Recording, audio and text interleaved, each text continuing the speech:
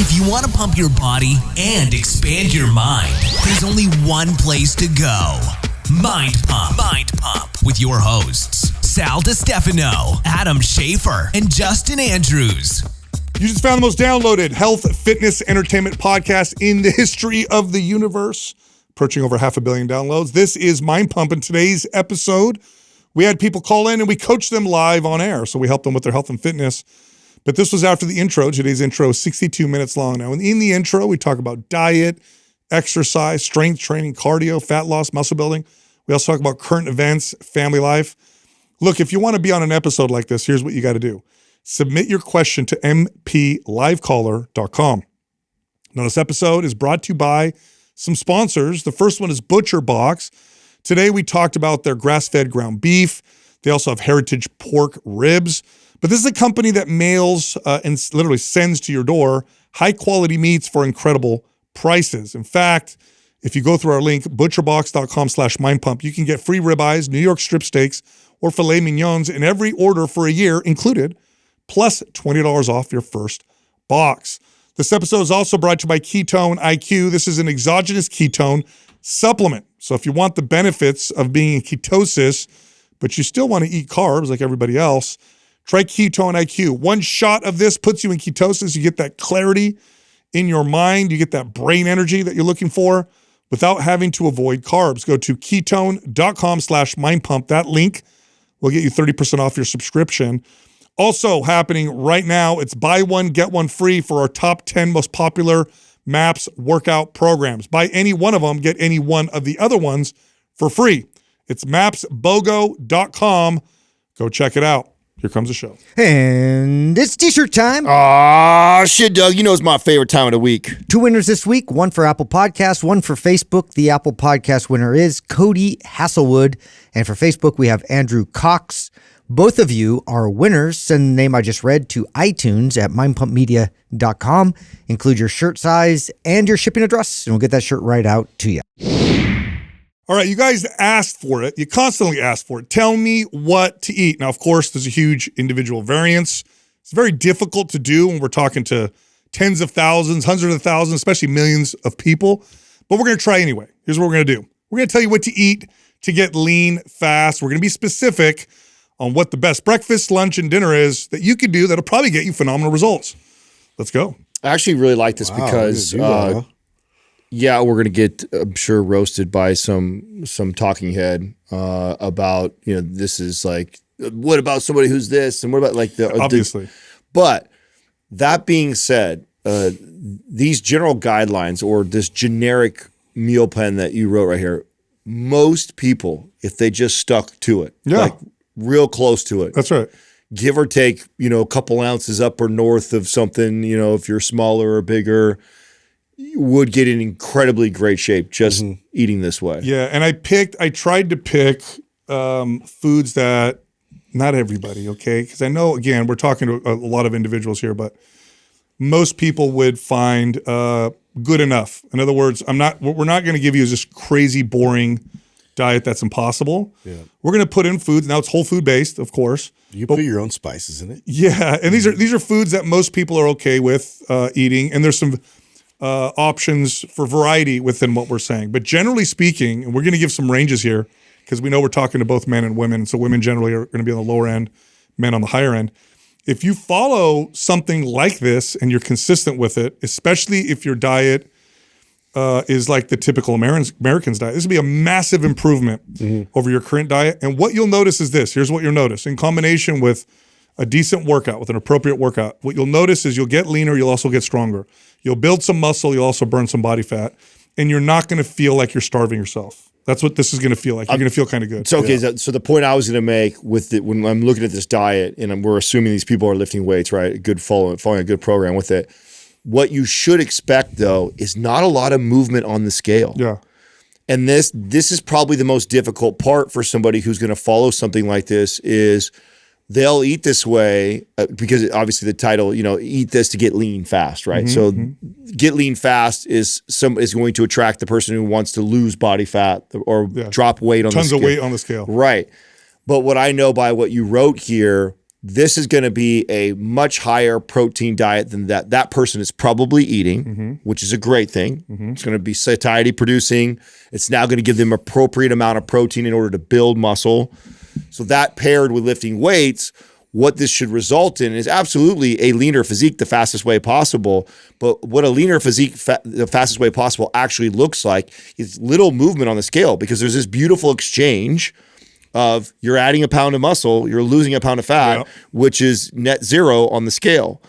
And so if you do take this advice and you follow it, and you're following it to get lean fast, do not measure your results by what you see on the scale. Yeah. Because to your point, you're going to get stronger on this, and you should lose body fat on this, which will typically show little to no movement at the beginning on the scale. And I'm glad you said that. Later, especially if you have a lot of body fat to lose, you will see lots of body fat come off. But in the beginning, especially as you're building muscle, stoking that metabolic rate, there's not going to be a ton of movement on the scale.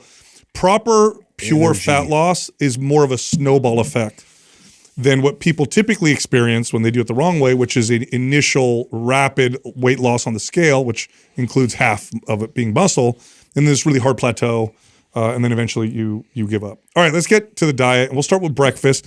Now, here's the deal. I know a lot of people like to skip breakfast. I don't think it's a good idea for most people. No. Now, there are situations where skipping breakfast may be beneficial.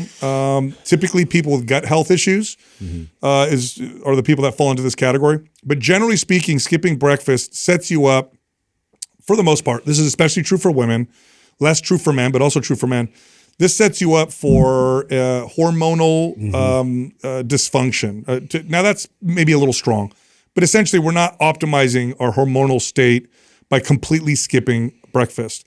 And this tends to set us up for failure later on. Now, in the extreme cases, when people skip too many meals, we start to see some thyroid dysfunction. This becomes much more common in women, cortisol spikes. In men, less common, but you'll start to see some of that as well when this gets real extreme. But you do see these swings in how people eat. You start to see energy levels swing. At first, maybe more energy from skipping, but then as the body adapts to the increased catecholamine production, all that stuff, then they start to feel dead. So skipping breakfast, generally not a good idea. It's also very difficult to hit protein if you skip breakfast. Like, good luck hitting optimal protein if your first meal is now a meal. You got to digest and absorb protein in really big amounts, and it's a lot more difficult. So I was going to ask you if the stuff that we are aware of that hormonally, like thyroid stuff, when somebody is skipping breakfast, is that because of skipping breakfast, or is that more connected to the fact that they're more likely eating too low of protein and maybe missing healthy fats that's causing that? Independent of the total calories, proteins, carbs, all that stuff, going for long periods without food has a stronger stress response in women than it does for men.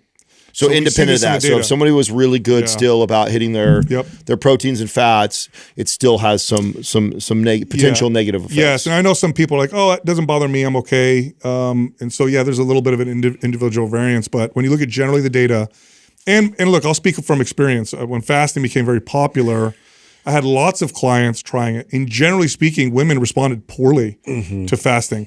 And I had male clients that were okay. Some responded well, some not so well. But most of my female clients eventually turned out to be terrible. And we had hormone effects as a result. So, and then again, try to hit your protein targets when your first meal's going, like a full year. And initially, skipping breakfast and just having coffee worked for me. And I had that like energy spike in the morning. Dude, and then it just completely didn't work for me anymore. And like everything got slower. My energy just bonked. And so, I had to reintroduce. I mean, I never used when I was trying to explain this to clients, I never used the argument of a better hormone profile. It was purely always, in my experience, you just can't hit your protein without it. Very few. I mean, there are always exceptions to the rule when we communicate to an audience this size. But for the most part, and in my experience, every client that I ever had, when I first assessed their diet, I always had to bump protein intake. They were always under. They were either grossly under eating or they were less than optimal always. Yes. And so skipping breakfast was never a good strategy from that context. It was like, we're already under eating. to say, let's just not even eat one whole meal in there, it would just made that more difficult. And then they were playing catch up all day and all night. And then many times having to have this, if they were still able to hit the protein to get this massive dinner that then impeded sleep. Yep. So I was just over a family member's house and she just started tracking and I'm looking at it. Okay. On average, she's eating 40 to 50 grams of protein a day. Bro, that is the norm. A day. That is the norm. And you know what? It's typical. The norm by people who think they eat a lot of protein. Oh, she did say that. That's I'm having protein because they eat meat, or they do that. They're not because they have meals that always that have that. They just assume that they're. Yeah, she's like, I had an egg sandwich for breakfast and then a little turkey here, and I'm like, that's 50 grams for the whole day. Yeah. Her highest day of protein was 100 grams, and that happened once an entire week, and that to her was like insane. Yeah. When ideally, honestly, ideally for her it would have been closer to 130, but she was averaging 50, and that's most people. Yes. And if you want more details on why optimal protein helps with fat loss, we've done so many episodes on it, but it's very well studied. All right, let's go into breakfast. Here's what breakfast will look like for you, okay? And I'm giving a range here for women to men. You want to start off with some kind of meat or eggs. You want a good source of protein. You're looking at probably 6 to 8 ounces of meat. With eggs, you're looking at probably 6 to 8 or 9 eggs, a lot more than you think. About 30 to 50 grams of protein. You want 30 to 50 grams of protein with breakfast. The other thing you're going to have with it is 2 cups of blackberries. Blackberries are incredible sources of fiber. They also have some carbohydrates, but they're very low in the glycemic index. You're going to start your day off with 30 to 50 grams of protein, 30 grams of carbs, 15 grams of fiber. The fiber plus the protein is going to produce a satiety that's going to last for the rest of the day. You're going to have better insulin sensitivity the whole day because you started, and this is what the data shows, start your day off high protein, high fiber, your blood sugar levels are more blunted, so you're not going to have the high spikes and low lows. Those crazy cravings. That's right, and it helps a lot with mood and cravings to start the day off that way. So my favorite is to actually have a blend of the two, meat and eggs. Yeah. So I don't have to have 7 or 8 eggs. Yes. I can have 4 eggs and like 3 to 4 ounces of one of those meats. Yep. Ends up being this beautiful 50 grams, and they go so well together. They do. Scrambled eggs up with some beef or leftover chicken is so good. Obviously, I'm a little bit bigger guy, and so I can totally afford it, and also an ounce of cheese on top of that too. So now with this beautiful breakfast. Yeah, 4 eggs or 3 eggs scrambled with like 3-4 ounces of chicken thighs. You scramble it up. It's super good. And I always, this has always been a huge hack for me. If you listen to the show and heard me say it a million times, I apologize. But for someone who hasn't, the hack is make whatever you made from the previous night dinner just a bigger portion size so that leftovers can be. So it's like if you did a ground beef dish, you did a chicken dish, a steak, any of these dishes, and you prepared dinner, just throw an extra slab of meat on there or an extra pound of meat on there, whatever it is. And then that leftover now can be the next 2 mornings of breakfast with a couple eggs. Now, what's interesting about this, because I know people are listening and they're going, I can't eat that for breakfast. That's like huge. Like, what is it? 3 scrambled eggs plus meat inside of it? I can never do that. And the same people that are saying this are the same people that are struggling with weight loss. Yeah. People who need to lose 40 to 50 pounds. Yeah. You can train yourself to do it. Later in the day, they have no problem eating tremendous amounts of calories. I'm telling you right now, if you make this happen in the morning, it will positively affect the rest of the day. And yes, it's going to feel hard at first. That's the point. It will. It's going to feel difficult at first, but get this consistently, the rest of the day is affected in a positive way, rather than what people typically do, which is small to nothing or sugar, and then the rest of the day is in the toilet. Yeah. All right, let's talk about lunch. This is a great, easy meal you can pack. It's delicious. 30 to 50 grams of protein of ground beef. You could go with really lean ground beef if you want. A half a cup to a cup of rice, and 2 cups of well-cooked greens. So now you've got your carbohydrates, your proteins, your fats, and you've got your greens. And you can add, what's really good about this, a ground beef and rice bowl with salsa. The salsa adds barely any calories. It's really delicious, like a burrito bowl. Yeah, you just mix all this in one thing. You mix it all together. Yeah, this doesn't even going to look pretty. No, and it's really good. It's convenient. You can bring it with you to work. It takes a minute and a half in the microwave, and you've got another 30, 50 grams of protein. You've got your carbohydrates, some fats from the meat, and your greens, which help with digestion. By the way, an example of this too is another example of this cut in half or a quarter mixed with some of the eggs for the next breakfast the next day works too.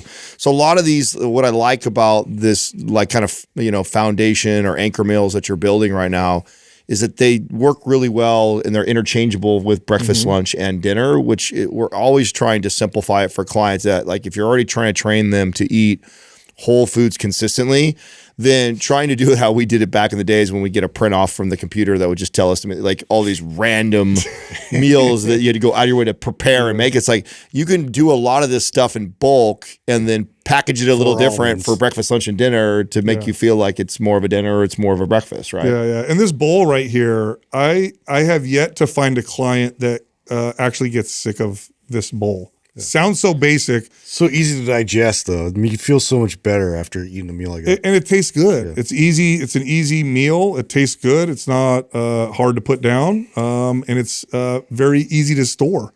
You put it in a container, you got it in the fridge, take it to work the next day. Yep. You're all set. All right, let's get to dinner. 6 to 8 ounces of meat. So again, we're looking at 30 to 50 grams of protein. A large sweet potato, which is probably the sweet potato you'll find at the grocery store. Funny story with this. When you look at macros on things like potatoes and it says medium, it's typically a 5-inch sweet potato, which if you go to the grocery store, the sweet potatoes are all super big. They're like twice as big. Oh, yeah. 5-inch sweet potato, like where do you find that tiny little thing? I mean, I've shared the story a long time ago of when I first started weighing and measuring tracking food. The sweet potato was one of the first things that blew my mind because before this, I was using just like a Calorie King book that I used to have. And that's how it's either small, medium, or large sweet potato. And what I was, because and then when I go to the grocery store, you can visually in your head see what the smaller ones and what the larger ones look like. The smaller ones are bigger than what the book had as the extra large ones. And so I was like, I mean, hundreds of calories off my estimation when I actually weighed them out. And we're like, oh wow. And same thing for like bananas. Yeah, bananas are another one where it's like what the book would say is a small banana, like that doesn't even exist in grocery stores. Like the smallest banana is an extra large banana. And so weighing what has happened to food where they've done that? Everything's just gotten larger. It's gotta be, right? Oh yeah, I do the same thing. Selective, what do they call it? Selective farming, selective breeding. Dude, it's true for everything. Get an apple. Look what they think is a normal size apple. Get a strawberry. You get strawberries like this, like what's this size. happening? You get a strawberry the size of an apple now. And original strawberries were like, they're berries. They look like not much bigger. They were a little bit bigger than blackberries or blueberries. They weren't these giant things this big. That's wild. Yeah, we've bred them. Pumpkins now? Oh my God. Same thing with chicken breast. And all that. Anyway, so 6 to 8 ounces of meat. Get yourself a sweet potato, 2 cups of cooked greens. You've got your proteins, your fibers, your carbohydrates. You've got some good vegetables that are cooked. By the way, the reason why I say cooked greens, if you want your vegetables to really help with digestion, cook them well. If you want them to hurt your digestion, eat them raw. And that's true. So raw vegetables, not so great for digestion. Well cooked, very well cooked, make a difference. But there you have it with the meals. And so what you're looking at is 90 to 150 or so grams of protein per day. So that's gonna cover the range. Now here's the deal. Some of you guys are gonna need more protein than this. This is where shakes come in handy. So now you can have a shake post-workout, 30, 50 grams of protein, and now you're getting, for most people, in those optimal ranges. Now here's what's key with what we just said, okay? Meal prep.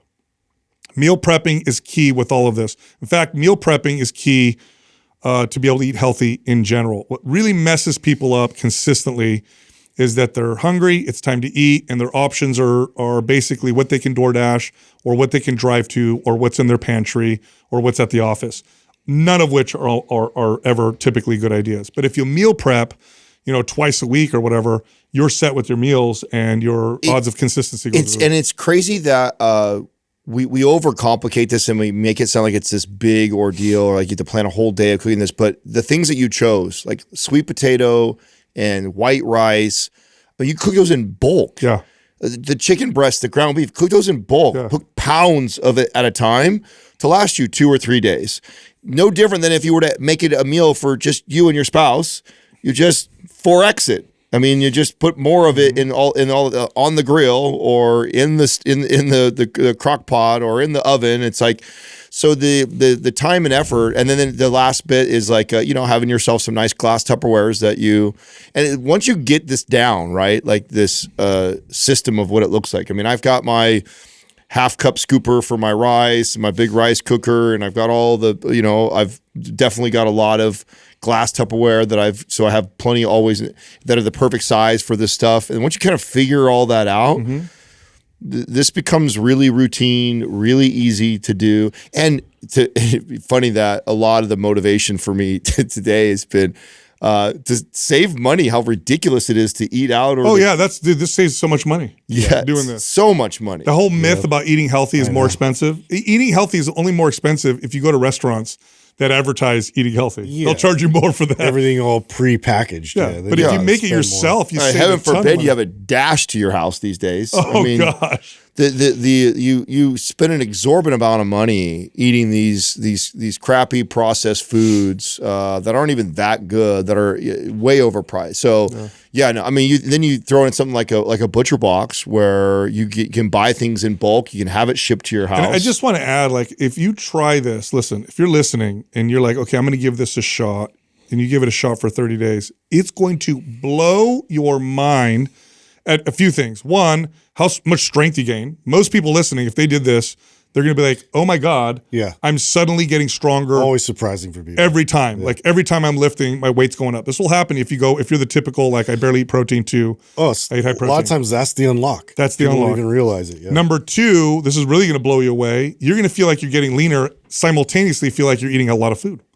If you eat like this, protein and fiber, especially protein, is so satiety producing that you're going to eat this way and you're going to be like, I feel like I'm stuffing myself. What's going on? Then a month later, you're going to be like, how did my waist go down a half an inch? Yeah. I feel like I'm eating so much food. You're actually eating less calories than you would have if you were eating processed foods and eating out. But the protein is high. And number three, you will fill it in your pocketbook.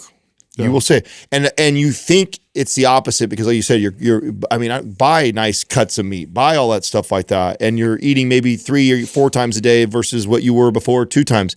You'll still save money. Totally. It's still when you, especially like I brought up Butcher Box. You do something like that where you have something on subscription. That's a deal. You get your ground beef all sent to you, grass fed, and you cook in bulk like this. I have saved so much more money eating this way. That's the number one thing I get from Butcher Box is the ground beef. It's the largest of because we cook so much of it and we cook it all together. Yep. We cook the pot of rice. We have it sitting there.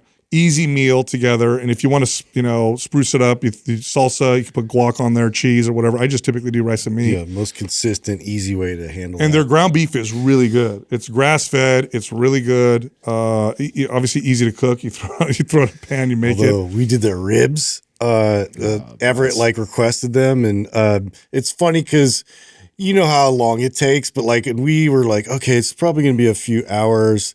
And poor Courtney was still at it in the Traeger, and we were smoking it, and it was I think it was 10 o'clock at night, and then we all had a feast at 10 o'clock at night. We're still eating ribs. They're so good, but it was dude, man, we should have started Katrina and I each crush a whole set ourselves. So with that, we'll cook that, and she gets one, I get a whole. We each get a whole rack.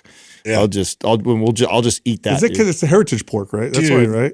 I just because it's it's so much meat on the bone. Because the pork is different. The ribs are different. The crate-free pork. Yeah, it tastes different. It is different. Everybody I know that likes to do ribs, and I convinced to go try. And let me I've been doing those ribs now for I don't know how many years since we've been working with them, but for a long time now. And there's been many a times when I'm craving them, and I've already cooked my Butcher Box, and so I have to go to the grocery store and buy some other ribs. And I've tried all different brands and kinds, and none of them are as good as the Butcher Box ones. Yeah. And I don't know if that's because it's the heritage pork. Mm-hmm. I don't know if it's the perfect size. The flavor. I don't know. I don't know why. Yeah. All I know is that I've tested it many times. I wish I could find a replacement for when I am out of my Butcher Box ribs.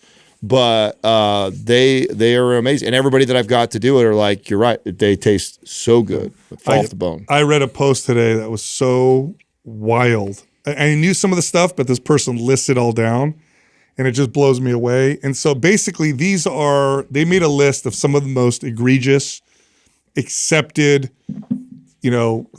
settled science that we accepted that we later realized was like killing us. So they did this over the years. And now there's way more than this, by the way. So you can actually look up prescription drugs that have been taken off the market. So you'll see a lot of them. But this person went through, and these were things that people did because everybody, doctors, scientists were like, yeah, that's good. And then later we found out it was horrible. So they made a list. So in the 1890s, you were giving your kids the new, by Bayer made this, Justin, careful. Of course. They made this new cough syrup that worked. It was heroin. And so they were giving That'll kids, stop the cough. They were giving kids heroin. This was cough medicine for kids. And in the 1900s, you rubbed calomel teething powder on your infant's gums. Wow. This was to help them because they were teething. Chamomile. No. Calomel was the name of it. It's a mercury compound. Okay. Wow. So you were giving your children what's called pink disease, swollen, peeling hands. Oh wow, the Bayer was actually even called heroin. Yeah, they call it heroin. Not even disguising it. Just Oh wow. Yeah. And let me tell you, it's effective. Your cough is gone when you take that. Was this okay? What is sorry to derail you a little bit. Just maybe okay. In the movie Tombstone, she is taking an opiate, but it's called something else. Was it laudanum? Laudanum. Yeah, so laudanum. is laudanum a derivative from this or like laudanum? Laudanum. You're right. It's something like that. And she was taking it for like her bad. Laudanum. Yeah, that's laudanum. She got very addicted to it. Laudanum is it's dark reddish alcohol. It's opium. Yeah. So it's just a opium. tincture of opium. It's just good old fashioned opium. Good. Isn't that what I mean? So heroin came from opium. Opium was like this is like the right. That's the foundational. Got it. Compound. Okay. It's organic anyway. Oh, can we go into Bear's history? No, wait, we will after. Please, let's go after. All right. Then in the 1910s, you start cooking with Crisco, which was launched by a soap and candle company because cottonseed oil is modern and lard is what your mom used. Yeah. So this was trans fats, right? So we were using Crisco instead of lard, and they were advertising it as such. Now they advertise anything without trans fats because it's horrible. In the 1920s, you drink something called Radithor. This was certified radioactive water on prescription. Radithor? Yeah, dude. What the hell? Yeah, Eben Byers took 1,400 bottles for his vitality. Eventually, his jaw was removed in pieces, and he was buried in a lead coffin. They had to bury him in a lead coffin. He's all radioactive? He was so radioactive. No superpowers. What? That reminds me of that those poor ladies that were working in that factory to make watches? To paint watches. Yeah. They paint it with radium. Yeah. And they would lick the tips uranium. Of it was just radium. It was just radium. Yeah. It'd glow. Yeah, they would lick the tips of the I don't know that paintbrushes. Story. What watch company? Do you know? You can look it up, Doug. Yeah, look it up. That's interesting. Yeah, radioactive watch. Yeah, they'd women. lick because they'd lick and then they'd to give it a point. To paint these watches. For some reason, I thought that was like the envelopes or something like that. No, there they are right there. Oh yeah. So what was the watch company? They called them the Radium Girls. They would all getting cancer, dude. Because of course, it's freaking radioactive. Yeah, there's a whole documentary. There's a whole documentary on it. That'd be interesting. I'll watch that. It was widely used in the 20th century to make watch dials and military instrument glow in the dark. Notice they don't put any brand names. No. Yeah, that's smart. They don't want that kind of bad publicity. Yeah, I wonder what anyway. So there's that. Here's another one. 1930s, a chemist dissolves a new sulfa drug in diethylene glycol, which is antifreeze. It kills 107 people, mostly children. Oh, wow. Then in the 1940s, your doctor is smoking Camels in surgery. Because doctors were the ones that smoked Camel cigarettes, apparently. They got to calm drop an ash over over an open. Oh shit! Whoops. Yeah, you want a nice steady hand, right? So Camel in one.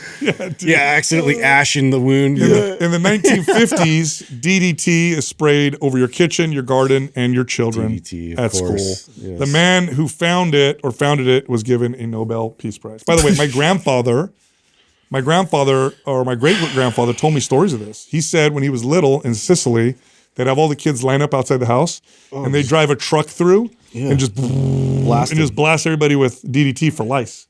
Yeah. So crazy. By old DDT commercials, you ever watch them? No. People are eating at a picnic, and they blow DDT over the food, and the people keep eating to show how safe it is. I heard a lot of studies were tainted because they didn't factor in DDT exposure for so many people back then. Yeah, dude. So, And like people were getting cancer. Okay, so wait, is that it stops in the 50s? Did we stop making these mistakes? DDT we stopped using much later. In fact, it was used for a long time, for a very, very long We time. haven't even got to asbestos yet. Yeah, I know. I don't even think it's in the list. All right, Oh, cool. 1960s. This is terrible, by the way. Women are using something called thalidomide for morning sickness because it's remarkably safe. Except more than 10,000 children are born with missing or shortened limbs. Ay. Do you know what happened with that, by the way? No. When you look at the molecular structure of this drug, thalidomide, if you do the mirror version of it, if it's flipped, then it produces these birth defects. Scientists thought it was the same. If it's facing this way, it's the same. If it's not true. If it faces the other way, then your kid's going to be born without an arm or leg. Or So how did it end up being, like, how did that mess up? Like, because they the saw molecule got flipped. How did the molecule get flipped? because the way they made it, it was the same process. They weren't trying to control for that. Oh my God. Yeah. So you had tens of thousands of children that were born with these, for this morning sickness drug that was hailed as a miracle, and that doctor said was really good for you. Ay. In the 1970s, the country puts down butter, picks up margarine because the American Heart Association says margarine's better for you. This was official guidelines. Margarine. American Way Heart better for you. Association, man, they Yeah. got a few misses under their belt. I know. And so there you go. And there's more. 1990s, your father's prescribed OxyContin. And now we have this huge opiate issue as a result. In the 2000s, Vioxx for knee pain was pulled off in 2004 because tens of thousands of excessive heart attacks. Those are just some of the examples. Yeah, this is over-counter stuff. And by the way, I was just talking with the dude, I won't say his name, the dude that cut our hair today. Yeah. So I was talking about his dad. His dad had a horrible stroke, and so his dad's young. And we were talking about 45. it. And yeah, I was asking him questions, and I was like, I said, forgive me for asking this, and you don't have to answer this. I said, but did your dad ever get the COVID vaccine? And he says he wasn't sure, but did you guys know he got the COVID vaccine and it gave him the heart inflammation he had to get hospitalized for? Whoa. The kid that cut our hair. I didn't know that. And he says sometimes when he gets sick, it comes back and he has to go to the hospital. Are we allowed to talk about this now? No, trust the science. Yeah. Thanks, Doug. Yeah. Thanks for bringing us back. I know someone personally who is late 30s who through the COVID vaccine had strokes, several. Yeah. And they linked it back to that. So anyway, just a little history of What's so wild about the little short history lesson that you took us all down with that is how there could be anybody on the other side that gets angry at somebody who's just questioning. Yeah, just questioning it. That's just like, how hey, dare you? Just historically, hey, I don't know if I want to take many this. examples. Hey, I think I'm going to roll the dice and try and go natural. Or I'm like to shame them or to call it like at all, even if they're wrong. Even if they're wrong on it, you have the right to be skeptical or unsure about something. I remember my original stance. I was talking to my friend, and it was really just I was trying to be like, just logical about it. Like if you have full autonomy in terms of not being able to sue, I was like, I don't think that's good. I don't want to subscribe. Yeah, I don't want to try. I don't want to go through that experiment process because I'm going to wait to see the reports that come in and like the injuries that inevitably with that many millions of people, you're gonna have injuries regardless. Like you can't claim you're not gonna have any injuries. Yeah. So it was totally illogical to me, just from that stand alone. You're gonna have the government protecting it. It's like, please. They did such a good job of fear-mongering the side that if you didn't, you were killing people. Not only fear-mongering, but coercing you out of it. Oh, yeah. You lose your job. Yeah. You can't do this. You can't do that. It's so deceptive to say that you have it. You probably have it, but it's what do they call it? Like it's like asymptomatic. Asymptomatic. That was the How do I know if I most have it? You deceptive don't. marketing I've ever seen. Ever. Yeah. It's Like a lot. you probably have it though. It's not symptoms. Did I tell you guys? Oh shit! You guys want to hear a funny story? Now, in hindsight, it's even funnier. But at the time, I was like, so in the middle of kind of COVID, like during that whole time or whatever, Jessica and I went to the Truckee house and met up with some of her friends that she knew from Cirque du Soleil, so some old friends. So we had like 3 families meet us up there and us. And this was kind of when COVID was kind of going on. Now, all of them were on this side, like the way over here side of that whole thing. It's like, you better get vaccinated. Yeah. You better not, like, don't talk to grandma. Yeah, like that side, right? Yeah.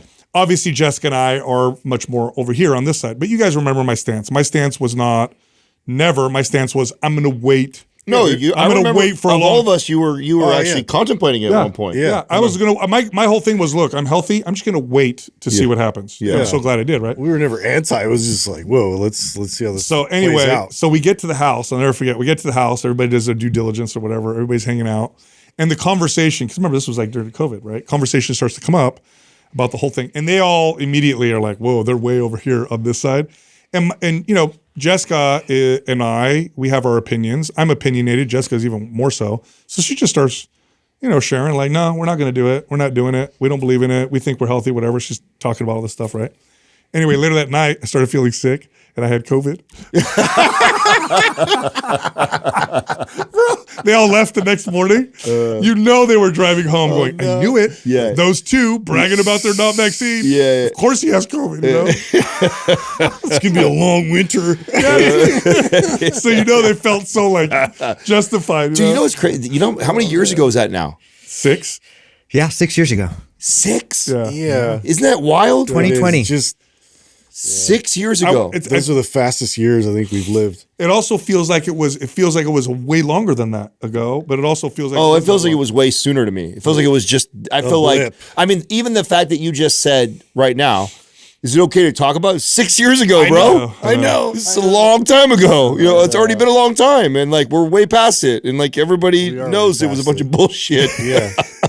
Like, of course we can talk about it. It was hell of course. There's evidence, but that's 6 years ago. That's wild that it was that long ago. But it lingered for like 2 full years. Like it was it dominated the conversations everywhere you went. It was, in my opinion, the best example in modern history of mass paranoia and just the power of media, terrible and fear. Leadership. And what we did is we put don't get sick. This is what we did. We created this thing which was no infections ever, and we made it our God, and we sacrificed everything towards this God of never getting sick. So you should just be in your house by yourself all the time. What about my friends? What about my family? No infection. That gets you more sick. No infection. Yeah. Turns out when you sacrifice everything in the wrong direction. Relationships and sunlight are like 2 of the biggest keys to health, and we were told. Do you remember people getting arrested at the beach? Yes, surfing away from everybody in the ocean by himself. They'd wait for him to come in. They arrested him. They're like, hey, let's get close to you. Ridiculous thing I've ever seen. Oh. The whole thing was. I know. The whole thing was crazy. Yeah. Or the restaurants.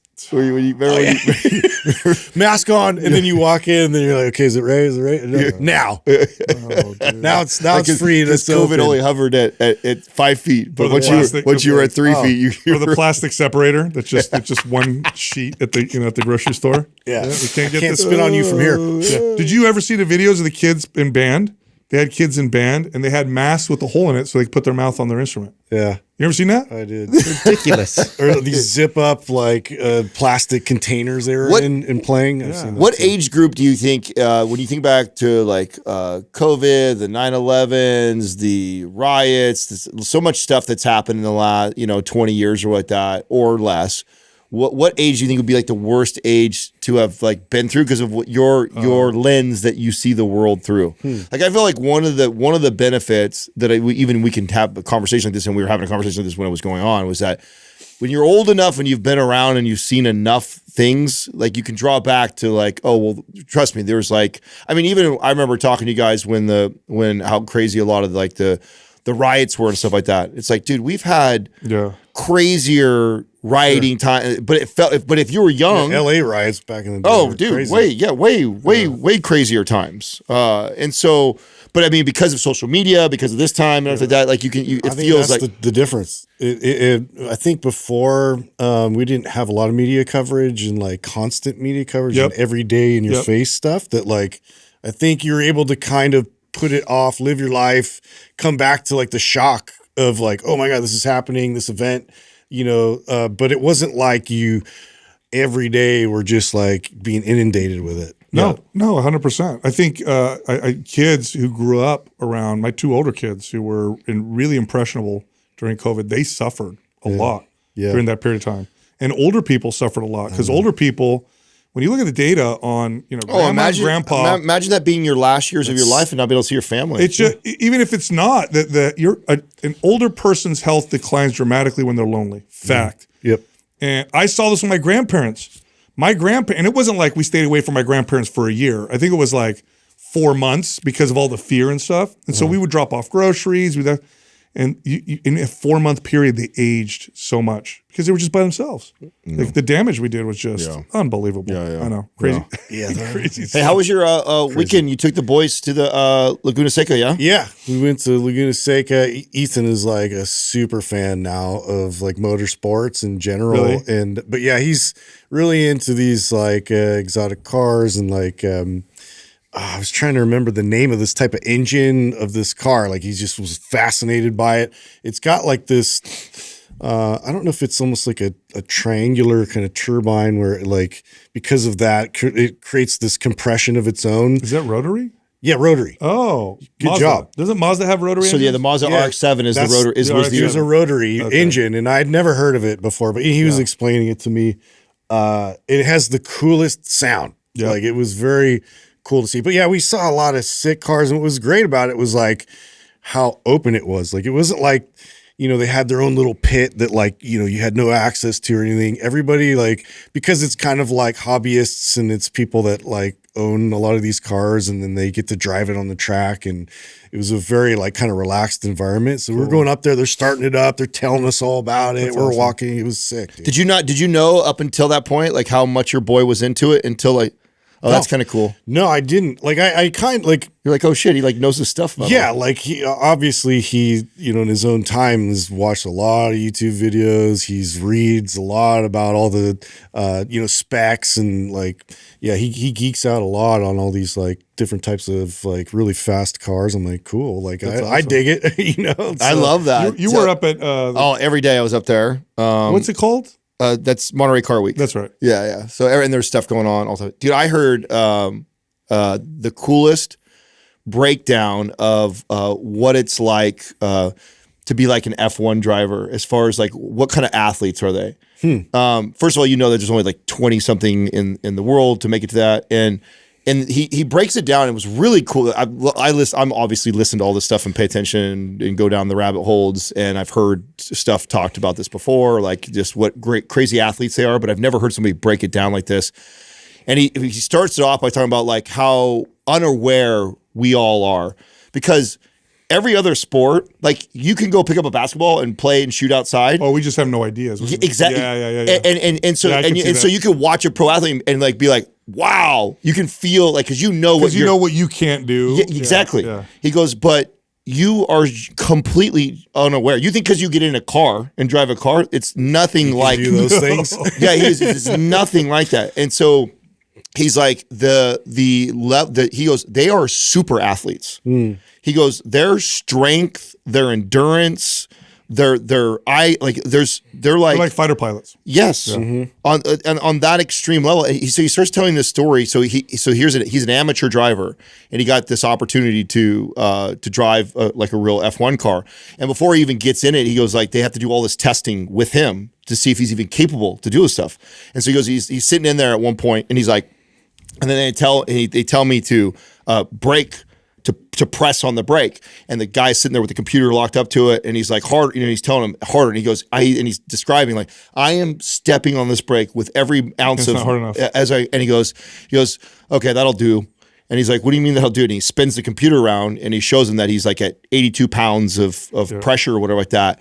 And he goes, well, yeah, he goes, to give you the average F1 driver averages 120. Yeah. Right? Average throughout the race. Average for the race. And he goes, I was pressing with everything I had just to register at 82. He gives an example of a normal F1 track. He goes, they'll do 17 braking turns in a single lap, and they'll do 50 something laps of that. So do the math, Man. while right also leg alone, yeah. managing the G forces, turning, change, like, and he's like that, like just because it blew That's wild. my mind. The first time I realized how crazy it was I watched a video from inside the cockpit of a drag racer.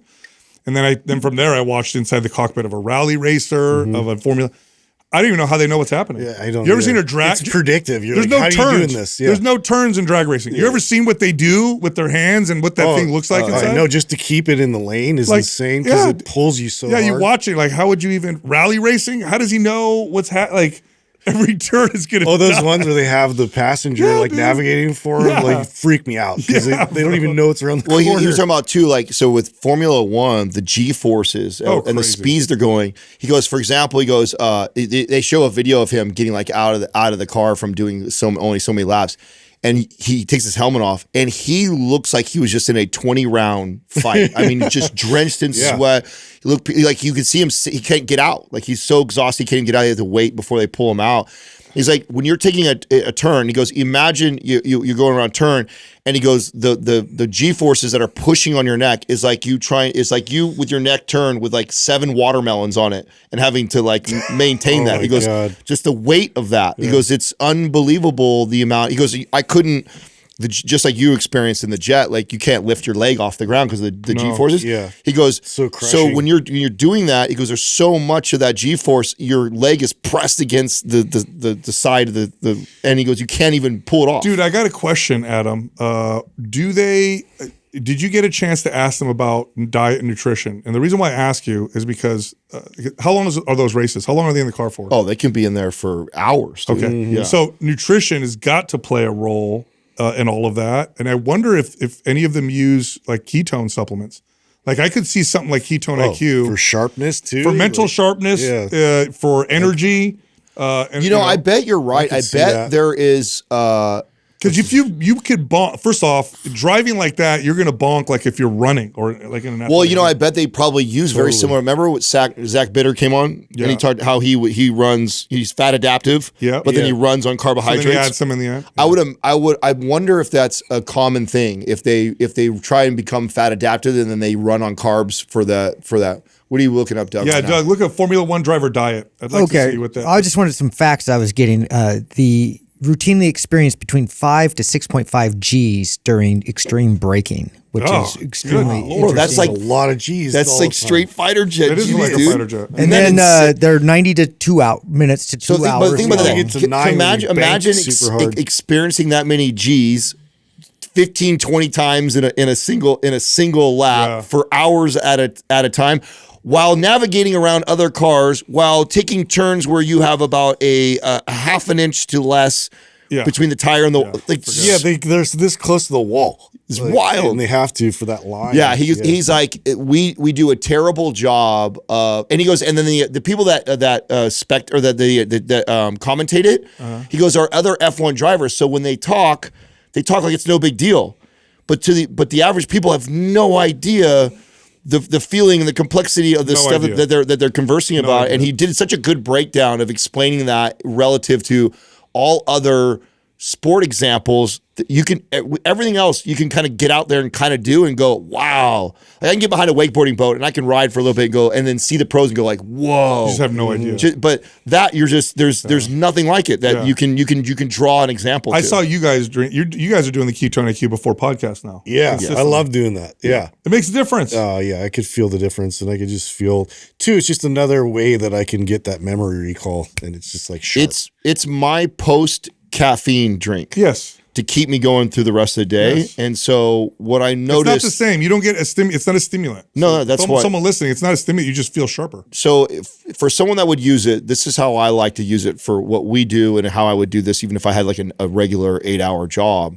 And if you are a coffee and a caffeine drinker early, is you always tend to have this, after your coffee's worn off, 2 or 3 hours later, this kind of where you come down, and it's probably somewhere between noon and 3 for the average person, Right. and then most people have still a few more hours work, and so that's right where I take the Ketone IQ. And so for me, it's then the rest of the podcasting day or whatever kind of work that we're doing, whether we're shooting or doing other stuff. Yeah. It keeps that mental sharpness, keeps you up without there. the weird energy up and down crashing that I get from caffeine. To me, it's the perfect. And I know they make ones with caffeine, so if you like both, but that's how I use it. I like the non-caffeine ones. I like to drag my caffeine. Yeah, out exactly. Me too. I like to have my caffeine drinks, and then when I'm done with that, because I shut that down pretty early because I can't do past noon or I'll mess up my sleep. Then when that wears off, 2 or 3 hours later or whatever, then I have the Ketone IQ, and then that's keeps me for the rest of the day. You know what's getting kind of shared all over right now is this new study on red light and how it affects the body. Really? Yeah. So I know, we're not supposed to talk about our partner Juve right now. It's not scheduled, but I have to talk about this because it's flying everywhere. And it's actually one of the craziest things I've ever seen. Huh. So they compared, I'm going to read this to you. So they compared red light therapy to a group without red light, both of them similar diet, both of them Mediterranean diet. Do you know what they found between the two, the difference? The group that used the red light, everything else was the same. The group that used the red light lost more fat.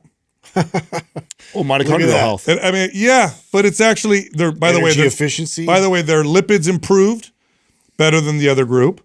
Inflammatory markers are better than the other group. Check this out. So waist circumference in particular. The group that the group without red light therapy lost 6 centimeters around their waist. You want to know how much the group with red light therapy lost? 15.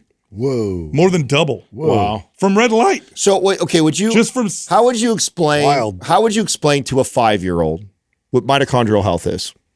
Oh God. To a 5-year-old? Yeah. Like it's the brain of a cell, and so it's the engine. The engine. Okay, so there you go. So that's how you say it. So basically, all of your cells have an engine that help them function. Yeah. The stronger the engine, the better the cell. The better cell functions. So there you go. So of course, that if everything works better. If all your cells are used to running on a V6 and now you've supercharged it or built it to a V8 or a V12, like it's just gonna you're gonna perform better on all aspects. I would imagine strength performance would be better, endurance would be better, stamina would be better. There's other fat loss would be better. There's other things that shows it builds muscle too. Right. This is the wildest. It's the wildest thing because you're sitting in front of light. Yeah. That's it. You're literally just sitting in front of light.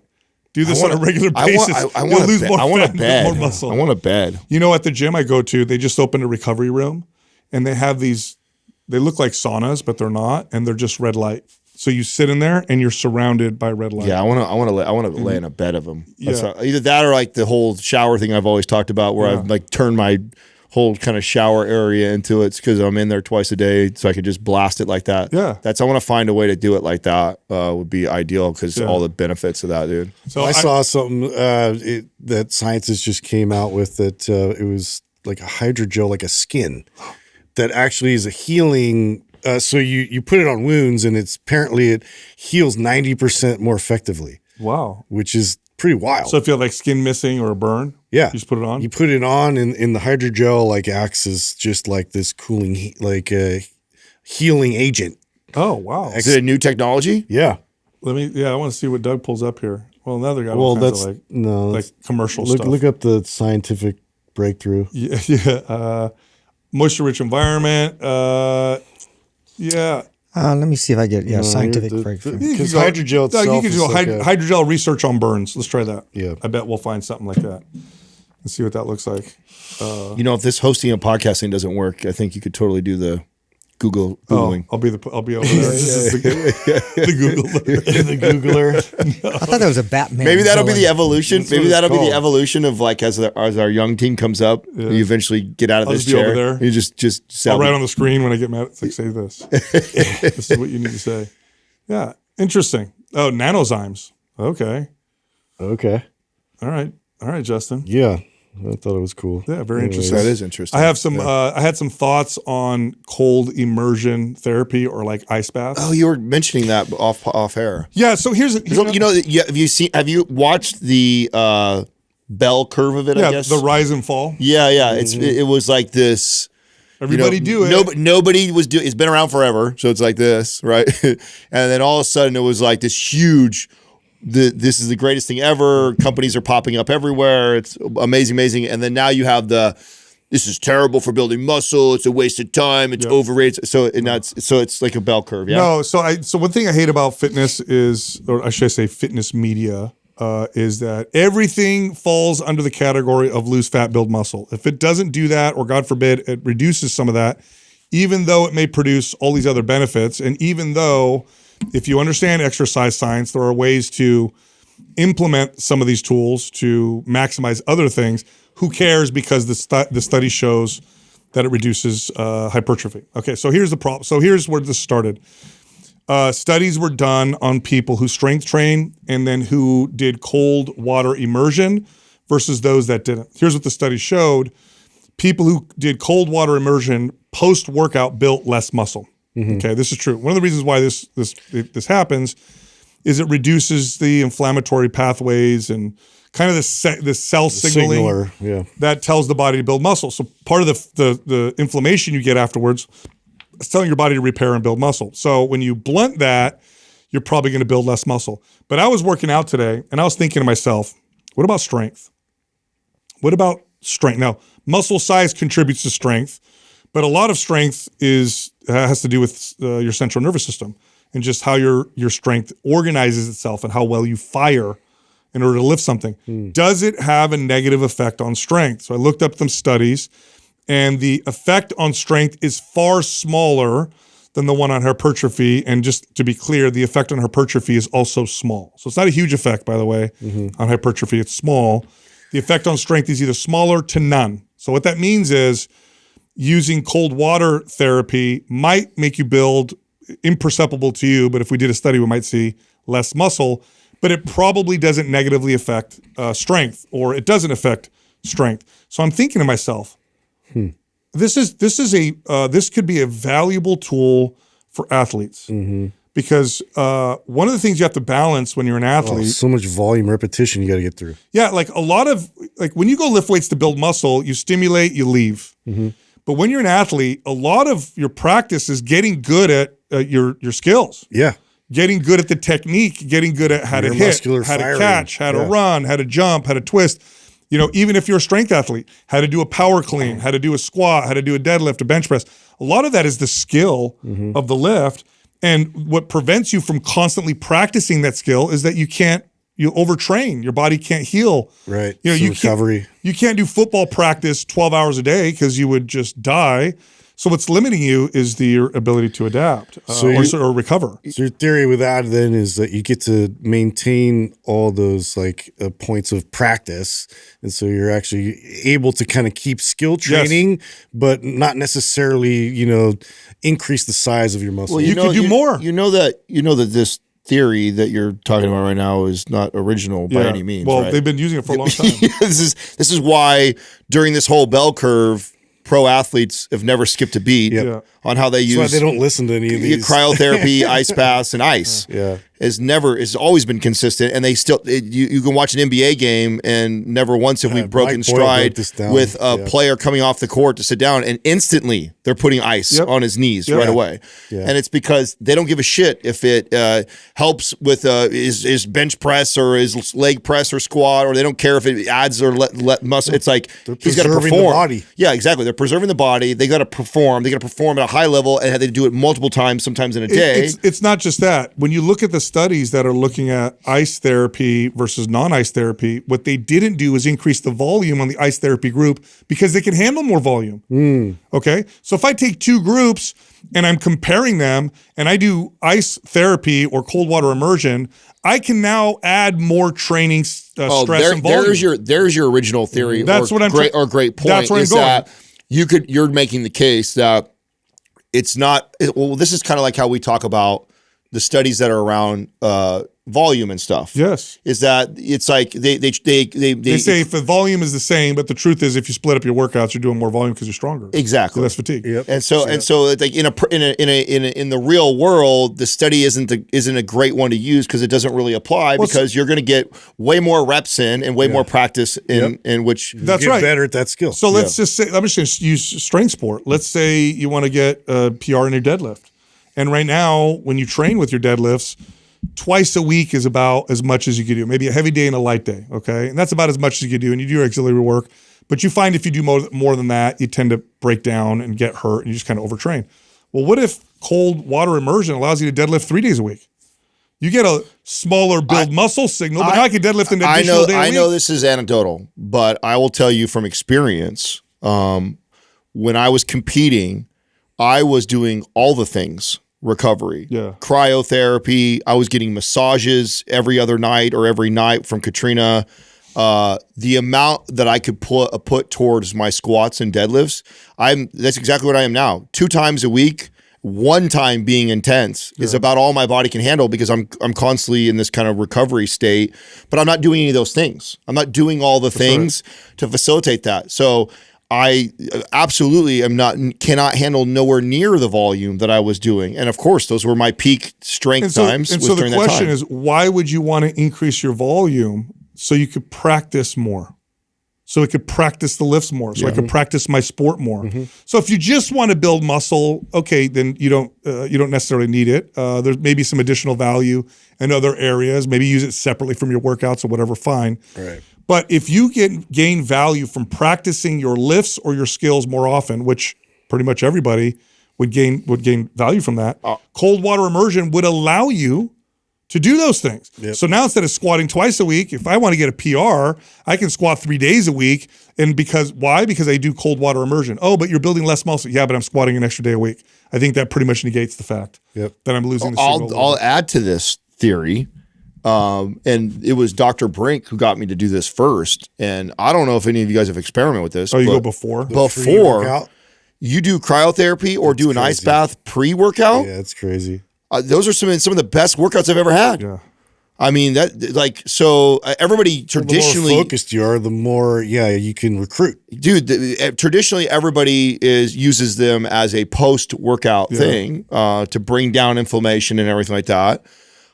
Or you might see some people that use it first thing in the morning when they wake up to try and start their day with that, which I think is incredibly beneficial because I've done that. But try using it, 10, 15 minutes before you go into a workout and watch your workout. Your fatigue in the workout is way less. But I'll tell you, I'll give you an example, right? So, because I've been doing jujitsu here and there, and it's totally different from lifting weights or whatever. And the truth is, if I want to get good at jujitsu faster, the best thing I could do is do more jujitsu. Yeah. But the limiting factor is my body. I can't do it every single day because it hurts and my body breaks down and I need rest, right? But if I do cold water immersion afterwards, I can do more than I would be able to had I not done cold water immersion. Therefore, my jiu-jitsu skills will improve that much faster. And so I don't think we should throw out cold water immersion as this tool. I just think we got to use it in the right way. Used in the right way, cold water immersion could be remarkable. If I was training an athlete, here's the deal. Every coach knows this. The more you can train your athletes, the more they can practice, the better they'll get faster. But you have to balance it with recovery. You're always balancing it with recovery. And so it's like, okay, I got to give my kids or my athletes or whatever more rest because we're just pushing it too hard. But what if I can increase the volume that they can handle through a simple thing like, here, jump in this cold bucket full of ice and water after our workout. Now we can do an additional workout. Matters. Well, there's also the other thing that these studies aren't measuring either that we talk a lot about is the behavioral benefits of these things too, the mental benefits of this. The mental benefits of committing to something that is hard. By the way, I don't care how many days in a row you do it. It's hard every time. Hard. Nobody wants to jump every time. Every time I was doing it, I went on a bandwagon of trying to shit on it. I went on a streak for a really long time of being super consistent with it. And I tell you what, not one day got easier. Like to get in. Once I got in, the breathing technique got easier. Like I learned how to calm which is also really beneficial for you, okay? To learn how to calm your central nervous system down like that, focus on your breathing. While under stress. Right? So super beneficial too. That got better, but it was hard to get in every single time. And there's got to be some benefits to consistently doing hard things that you don't want to do that have carryover to other aspects of your life. It just annoys me because because we tease it out space, fat loss or belly muscle. Yeah, and I said, well, how are you using it? What are you using it for? Don't throw it out because there's some value for a lot of people listening right now. If you're one of those people that is trying to get better at something and you're limited by your recovery, this could allow you to train more and to practice more often, thus making you better faster. And so I think it's this really cheap, cool tool that people should still use in the right context. Yeah. What is Dose for your liver? Look, Dose for your liver is clinically backed liver health supplement. It's not just another capsule or powder. It's a liquid supplement. You take it daily, 2 ounces at a time. It tastes like fresh squeezed orange juice. Now, it cleanses the liver of unwanted stressors that are slowing your liver down. It promotes daily liver function so your liver can do its job. So no sugar, no junk, no calories. Now, what does the liver even do? It's your body's filter. It processes everything you consume, and it performs 500 plus daily functions. So you want to think energy production, digestion, fat metabolism, vitamin storage. The liver helps make these processes happen every single day. And when it's overworked, you feel it. You feel sluggish. You don't have any good energy. Your skin doesn't look as good. Well, Dose's liver supplement has been shown in some clinical trials to reduce liver enzymes. This stuff actually works. Give it a shot. Go to dosedaily.co/mindpump. Use the code mindpump35 and get 35% off your first month's subscription. Back to the show. Our first caller is Chris from Connecticut. What's up, Chris? How you doing, Chris? Hey guys, what's going on? What's going on, man? Good, man. How can we help you?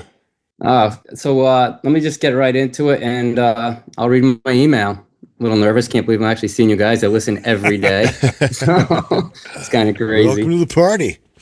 Oh, man, this is awesome. All right. So 53 years old, married, father of 2 daughters, 21 and 19.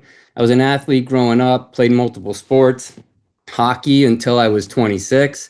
Once I got married, had kids, stopped training, spent the next 15 years heavily involved coaching both my daughters through softball. My oldest played Division III. My youngest right now is playing Division I. Before realizing that my oldest bodybuilding was her passion, so she left school, came home, and started training and participating in shows where she actually placed in a couple of shows. Now my younger daughter is still playing Division I softball. So I don't regret any of the time that I spent with them and doing that, but I did stop taking care of myself during that process. So since then, I've kind of been on a roller coaster. I did a medical weight loss diet in 2007, which got me down to like 40 pounds, but it came back. Then around 2010, 2011, I started caring for my dad, who was dying from cancer. And I was dealing with a really difficult boss, which put me under tremendous stress. I dropped to 140 pounds. People thought I was sick. And then that weight came back too. Once life got more comfortable, I put that weight back on. 2015, I got back up to probably close to 200 pounds. So dealing with a bad back, which I did from remodeling my house, an injury in 2000, which I tore my meniscus twice. So I had knee surgery twice for that, which took me again away from training. And then a couple of years ago, I thought I finally got it right. I worked with a trainer, dialed in my diet. After about 8 months, I got down to my lowest body fat ever. I was about 15%. I got down to 167 pounds. I gained 3 pounds of muscle. I lost 24 pounds of fat. And then I developed bicep tendon. So I tore my bicep tendon, ruptured it. I just had it repaired in May. So since then, I've been off my diet, barely training. I do legs probably 4 times a week. And even that's like been sliding off. I walk about 3 miles a day, which is a pretty hilly route. So I kind of get my heart rate up and a little bit of sweat when I'm doing that. But I feel myself just sliding back into my old patterns. So my wife's listened to you guys for years, and she finally got on me and said, you need to do this. So I said, yeah, I hear myself in your show almost every day. Every day I listen and I hear something that resonates with me in my life. So my question then is, how do I get back on track after a setback like this? I'm 53 with back issue, knee issue, and now, the torn bicep that's still healing right now. Instead of just ending up in another cycle. Like I said, I keep going up and down for the last 15, 20 years. I want to white knuckle it, right? I hear you guys saying that all the time. I feel like, I don't want to do that and just lose that fat and get in shape, and then something else comes along and it throws me right back to where I was. So I want to do something that I can sustain, give me a good approach, and maintain where I want to be. Yeah, good. Thanks for everything you guys do. You guys are awesome. So. Chris, how's your current work schedule right now? Because like building something with consistency, we want to make sure we keep in mind like what work, sleep, all that stuff looks like right now. Yeah. So I work, some days it's 8, some days it's 10, 12 hours. I work from home. I manage a team of about 10 people all over the world, a technology company, somewhat sedentary, but my company's huge on, staying healthy. So we all try to like get out in the afternoon, take a walk, step away from the job and do that kind of thing. Good. Yeah. So. I mean, the prescription or what I'll recommend is pretty simple and easy. I think I know exactly what would be a good idea for you. Obviously, we're going to start slow. The challenge is the cycling that you keep mentioning. And I'm going to just point to the root of that, if that's okay. Yeah, absolutely. You're an athlete for 26 years. Yeah. And so it's really hard to change that mentality. So what probably happens is you start working out, the athlete comes out and you get competitive and you just go too hard. And then you get hurt and you're set back and you got to rehab and get better. And then, I'm feeling good again. And then you go too hard again. Yeah. And so we got to train appropriately. We got to get out of that mindset. There's nothing wrong with the mindset of wanting to improve and compete. But you're in the 26-year-old headspace every time you get into it. Yeah. And, when you were 26, you were 26 and you had a background of consistent activity and sports. Whereas right now, you're older, but also you don't have that consistent, like I've been playing sports now for a while. You took a long time off to raise your daughters and get them, to the places they are. So what your workout's going to look like is probably like a MAPS 15 performance. It's got a good athletic component to it. It's not going to feel like a lot, but I think that'll be appropriate for you. Yeah. Okay. And you're going to do that for a while. You're going to do that for a long time. When you start to feel really good and stable and strong, I love for you going out and finding something recreationally that you can do with other people that you enjoy, but do it for the fun of it, and try to train with and do that with men your age. Okay. If you start going out and getting competitive and playing against the 20-year-olds, this is where you'll start to get you'll go a little too far. But you go with a bunch of 50-something-year-olds, play pickleball or something like that. I love that for a guy like you.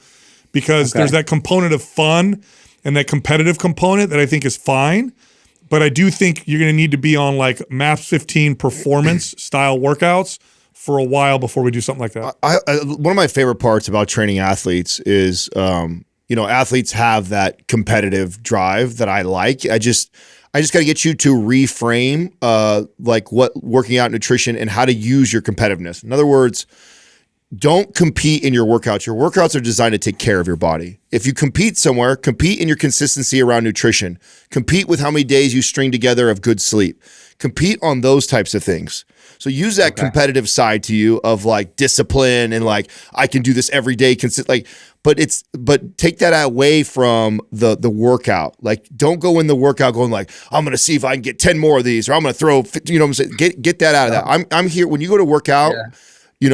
Maybe you got to change the music you listen to or just the mindset you come in with. But when you come in, it's more like I'm practicing these movements. I want to feel good through these movements. I should feel good when I walk out. It's not go crush it. Like get that athletic mindset out of your workout when you lift weights and train to be more recuperative, which is a hard transition. But once that clicks, and then take the competitive side to the other shit. To my diet, like being dialed on that and being consistent and competitive with how many days in a row can you eat perfect and like so just switch that. And if you can do that, you will really unlock this like great healthy balance of taking care of yourself.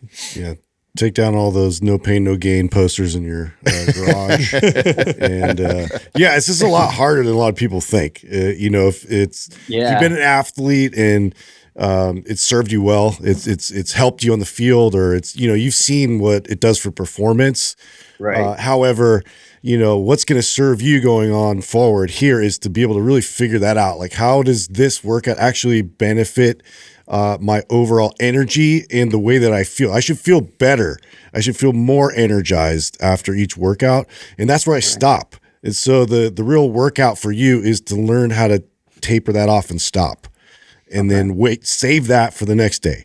then the next day, then the next day. And it's something that I battle it all the time. So I'm like, I hear all these words and I'm agreeing with them completely, but I do know how hard that is. And it's definitely going to be so much better for you on the other side of that, because you're going to feel good, but strong, and also very much more capable to do a lot of these athletic moves that you did in the past. And Chris, I think, after you follow MAPS 15 Performance and you finish it, I think it'd be a good idea to go, if you liked your trainer, it sounded like they did a good job, be a good idea to work with a trainer once a week or so to kind of, work with you for the next 6 months or so. I think that'd be a good idea. I don't know. I tore my bicep tendon with them, so I don't know how quick it was. Well, let me ask you this. Were they pushing you? I went super hard, just like you said. Like I didn't realize it until you just said that. So I got locked into they were like, hey, let's do this 6 weeks challenge. And I was probably the second oldest guy in it. Yeah, man. I was like the second oldest guy in it. Yeah. Literally look at, like I just told you, like your workouts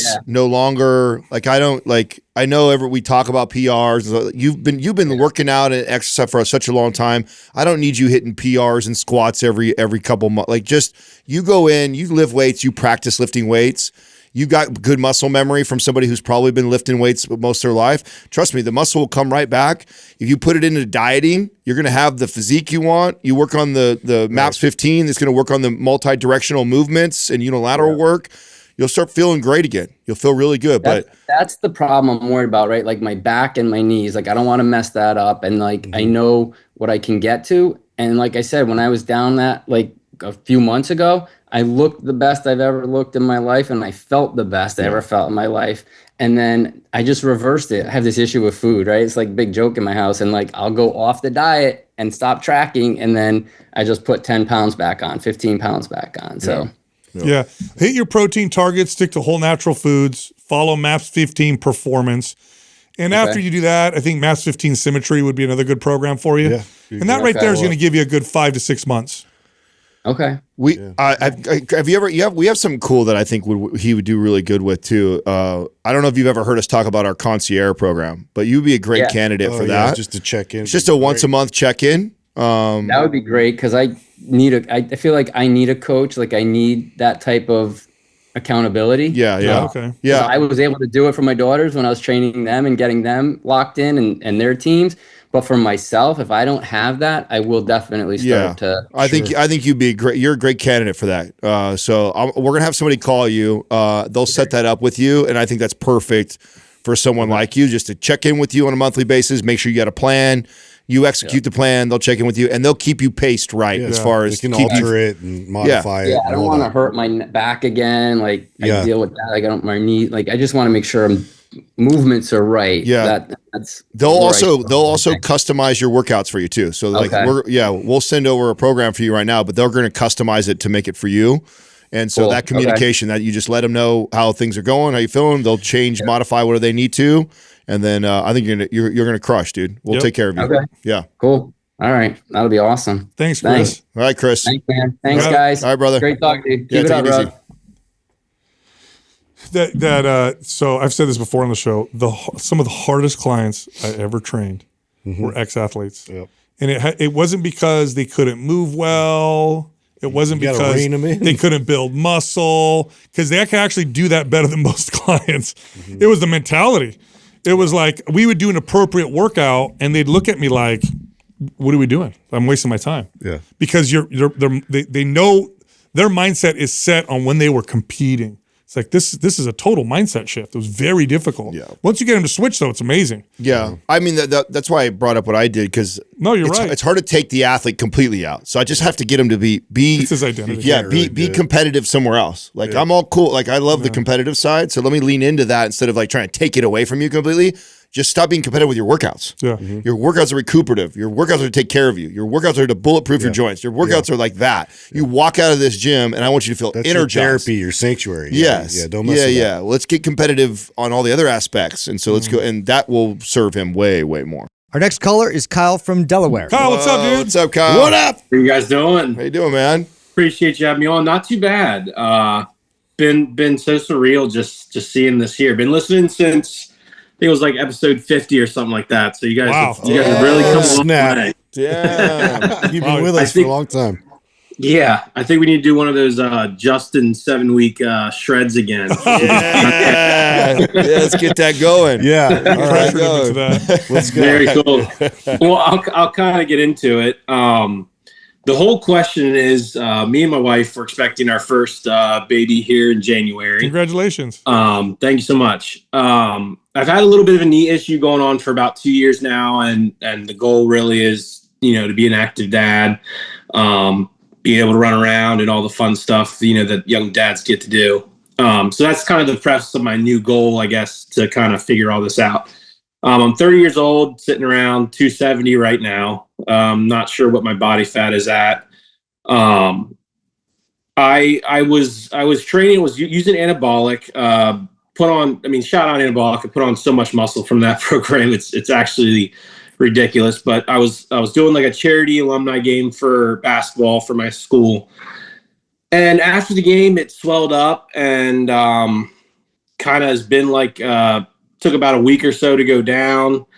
I went ahead and I didn't see a doctor for quite some time. Just thought it was just normal swelling from after the game. Went ahead and went back into the gym, was able to kind of squat a little bit, but still had some pain.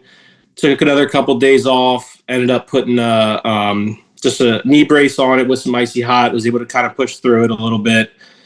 Kind of worked for a week, but then again, had some more swelling, took some more time off, and then kind of really started falling off, just kind of discouraged.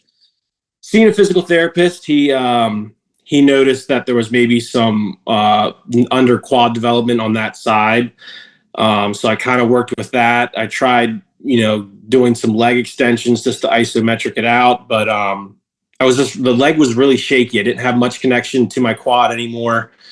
So still started working on that. I got like a pop on my hip too. So I figured maybe there's some hip mobility stuff going on, but started working on that, like the mobility side of things. And it got a little bit better, but it never like really went away. Fast forward, some more months go by.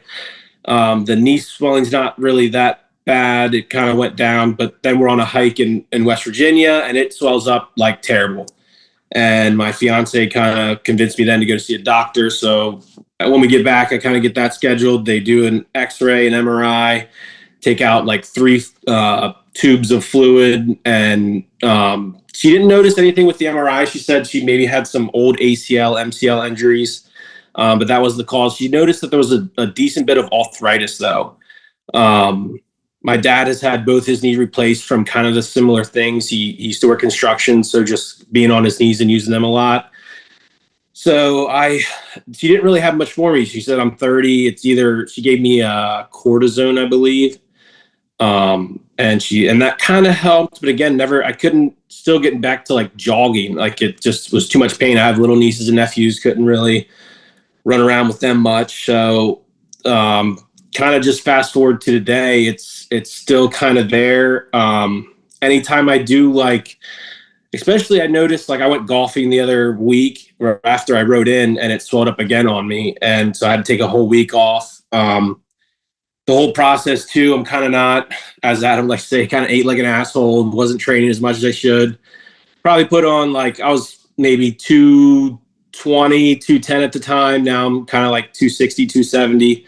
So I'm sure the weight has something to do with it, but just trying to get back to kind of being able to jog around and squat. I miss squatting. Yeah, good. Congratulations on the baby, by the way. I appreciate it. So I'm glad you got imaging. So it rules out any current injury. It sounds like classic movement pattern issue. Okay. So the knee joint can move in an optimal way. It can also move in a suboptimal way.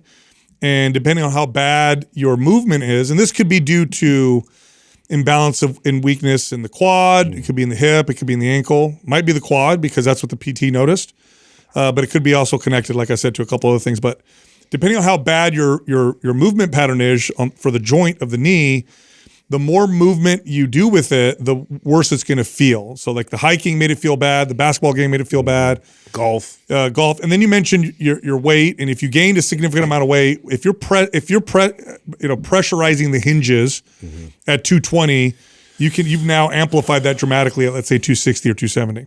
Okay. Right. The recommendation is pretty straightforward. And your baby's due when? In January?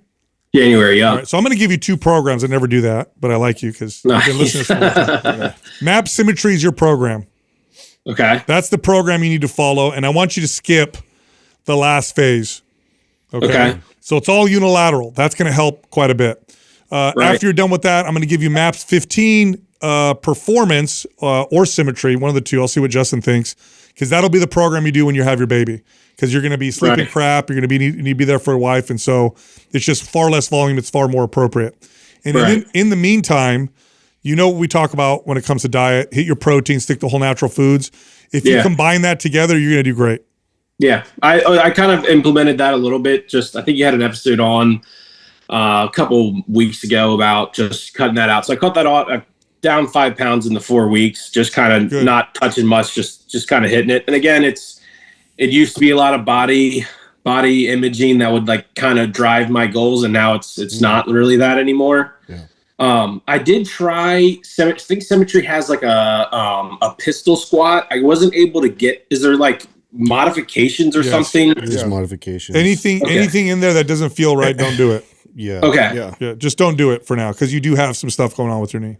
Yeah. Yeah. And in the beginning of Symmetry, which is great too, because you'll get into these split stance positions, and to really kind of reinforce the recruitment part of that and try to, gain that strength stability there, especially the quad and, in the hips, take your time. Like really it's about like slowing down quite a bit and feeling your way through a lot of these things, so you can get that kind of security and get it to track a lot better, get that knee hinge to really be like securing on that fluid movement kind of pattern. You're actually a case where you would find me actually using a machine quite a bit. A leg press would do a single leg press with you would be a good movement. So when single leg extension. Yeah. So this is an example. I know we talk so much about free weights and how much free weights are better, but here's an example where you're currently at right now, where single leg machine stuff is okay until we start to lean out a little bit, get some stability and strength in there and support and balance out.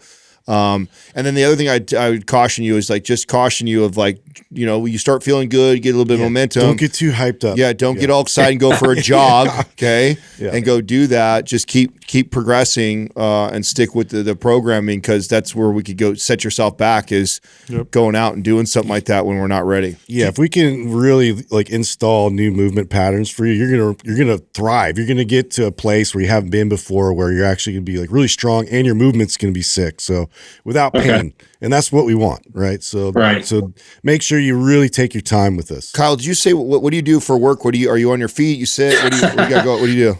Yeah, so I used to be doing lawn care, and I was lawn care. I was used to work construction, so I used to be moving around a lot. Then I got an office job. Oh wow! And so now I sell fireplaces now, so I'm kind of just sitting around. I get to go on some job sites, but it's even with my wife, we just don't. We both work on offices, so we've been trying to practice walking more. It's difficult. I think I was averaging like 2,000 steps for quite some time, so kind of making a more effort to at least hit 5,000. Or that's a good target. Mm-hmm. Yeah, I like that. Yeah.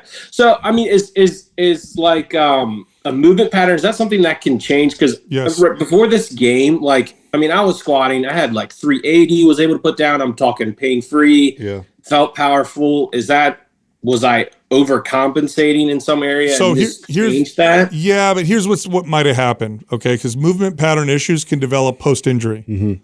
Okay. So something you did in that game aggravated your knee, might have diverted, and then after that, now you're moving in a particular way. Well, also keep in mind this too.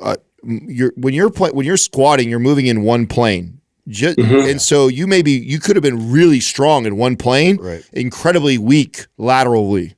I mean, this example of me, this is why I kept getting hurt doing sports and shit. Like, I'm strong deadlifting and squatting all day long because I've been consistently doing that and getting so strong that way.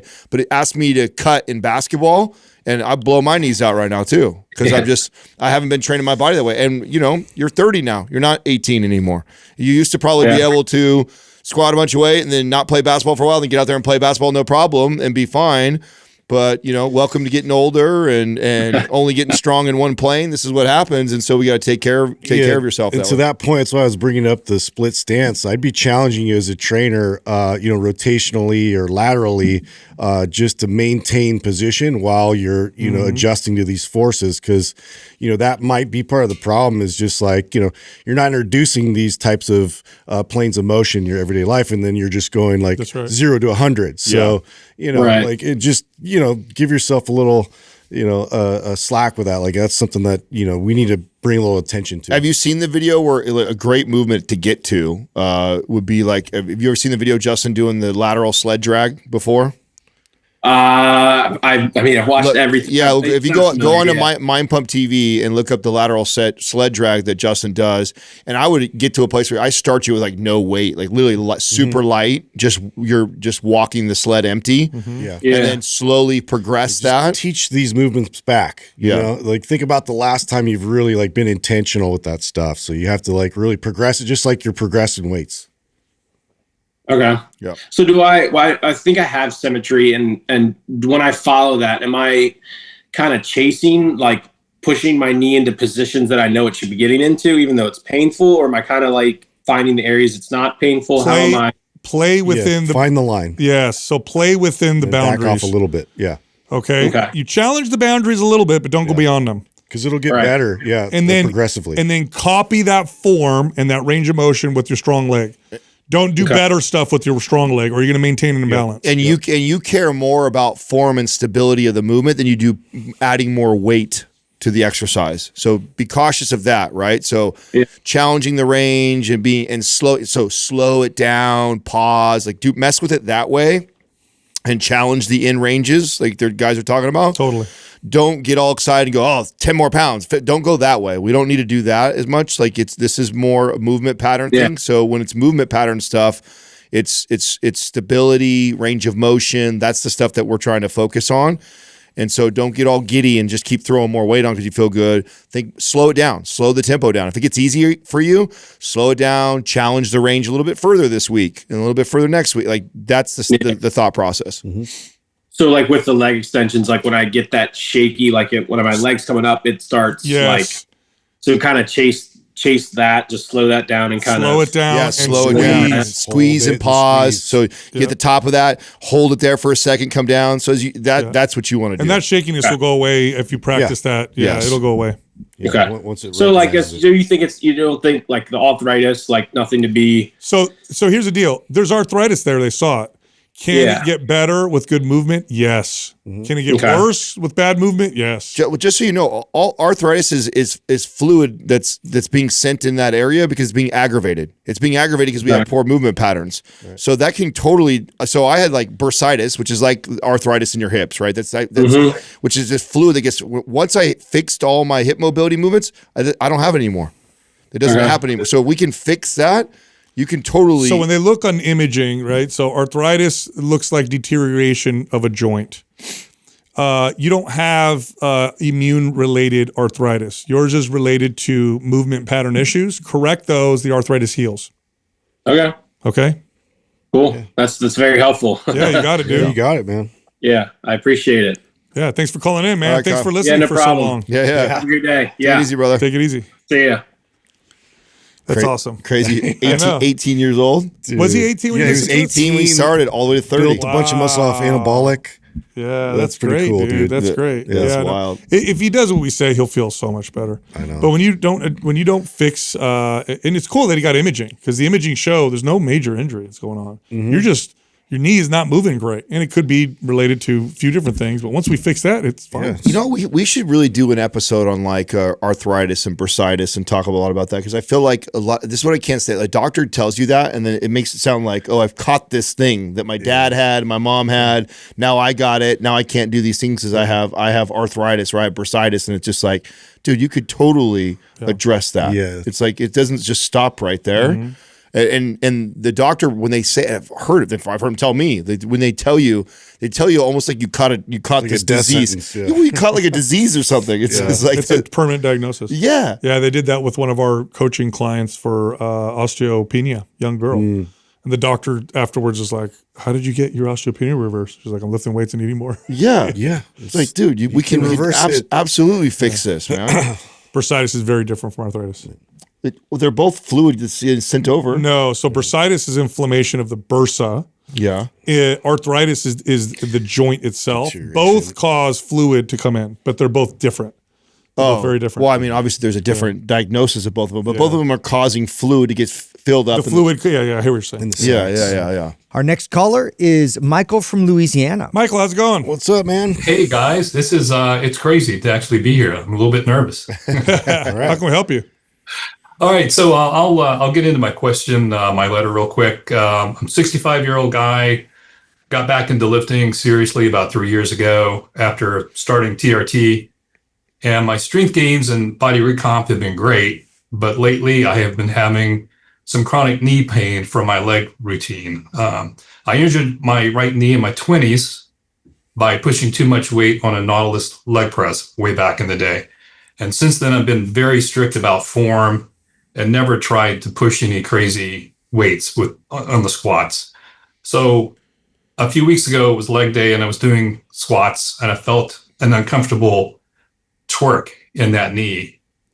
And stupidly thought I could just keep going for another set, thinking maybe I had just let my form drift a little bit.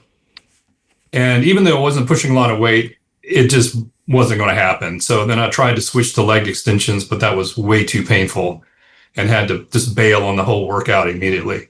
And then later in the day when I got to work, I couldn't do the stairs at all. So I had to use the elevator like all those old people, and that really irked me. So my question is, if squats are no longer on the table for me, what other movements can I do to safely keep my legs trained to the same degree?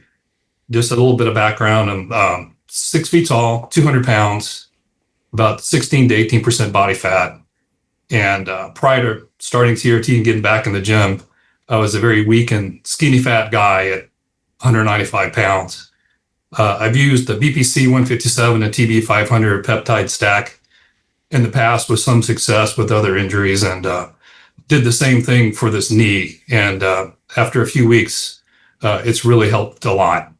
So just wanted to turn it over to you guys and see what you would recommend. I'm trying to do the math right now quick in my head. How much muscle did you gain? I was like, damn, you put some good muscle on, dude. That's like 15 to 20 pounds of yes, muscle. dude, that's super impressive. That's phenomenal. Good for Yeah, you, good job. bro. Good This for is you. actually kind of easy, Michael. This because there's a lot of leg exercises you could do, but I think the question you're asking is, hey, I want to be able to maintain the ability to squat, which is important because there's a lot of machines. You could do split stance exercises. They're all good. Yeah. Pushing the sled is Pushing great. the sled would be a huge I think that's great. But if you want to keep squatting and you want to reduce the risk of injury, or put differently, make it quote unquote safer, or reduce the skill component of the squat and still maintain kind of its effects, a box squat is where you go. I don't know if you've ever done box squats, but a box squat is phenomenal. It stops that at the bottom of the squat, you got to change directions. That shift in momentum is higher risk of injury and it requires more stability and strength. With a box, you slowly sit down, you wait for 2 seconds, then you stand back up, and it's a lot, quote unquote safer than a traditional squat when it comes to injury. So you're literally going down and just sitting on a... Yeah, so what you would do is you get... Stopping all momentum. Yeah, so you get a bench. A bench works good. How low do you normally squat when you do a squat? Ass to grass, usually all the way. Okay, so you get a bench.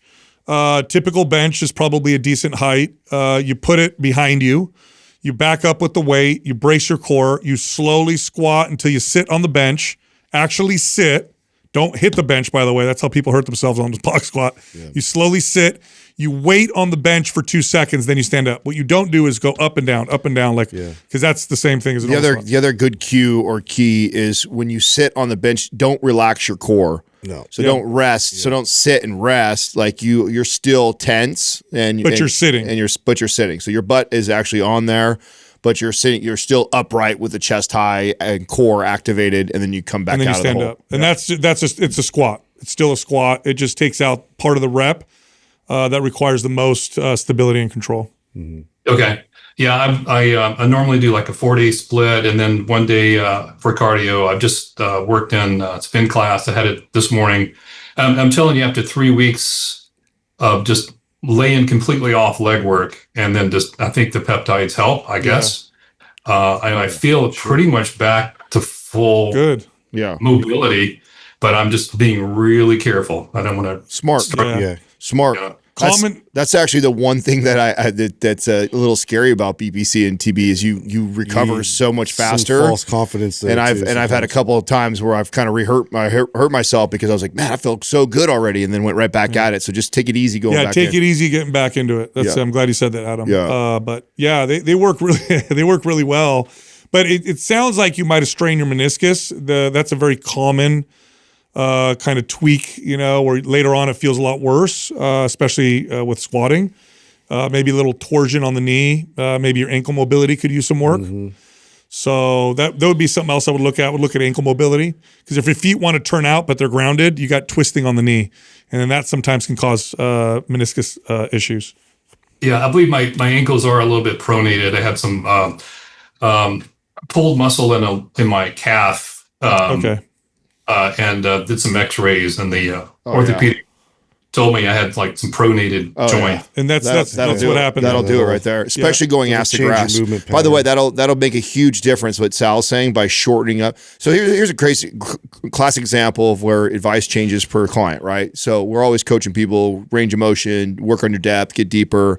You have a case like that, I know just by shortening your range up and not going all the way deep is way less risk and stress on your knees because of what you got going on. And that's a classic example of that. So his advice with the box squats, it'll completely take it out. So what it would look like, Michael, because you would do the box squats, it's a shorter range of motion, the box stops the momentum, but you're like, hey, I want to train a really good full range of motion. Well, you can challenge it with lunges. Yeah.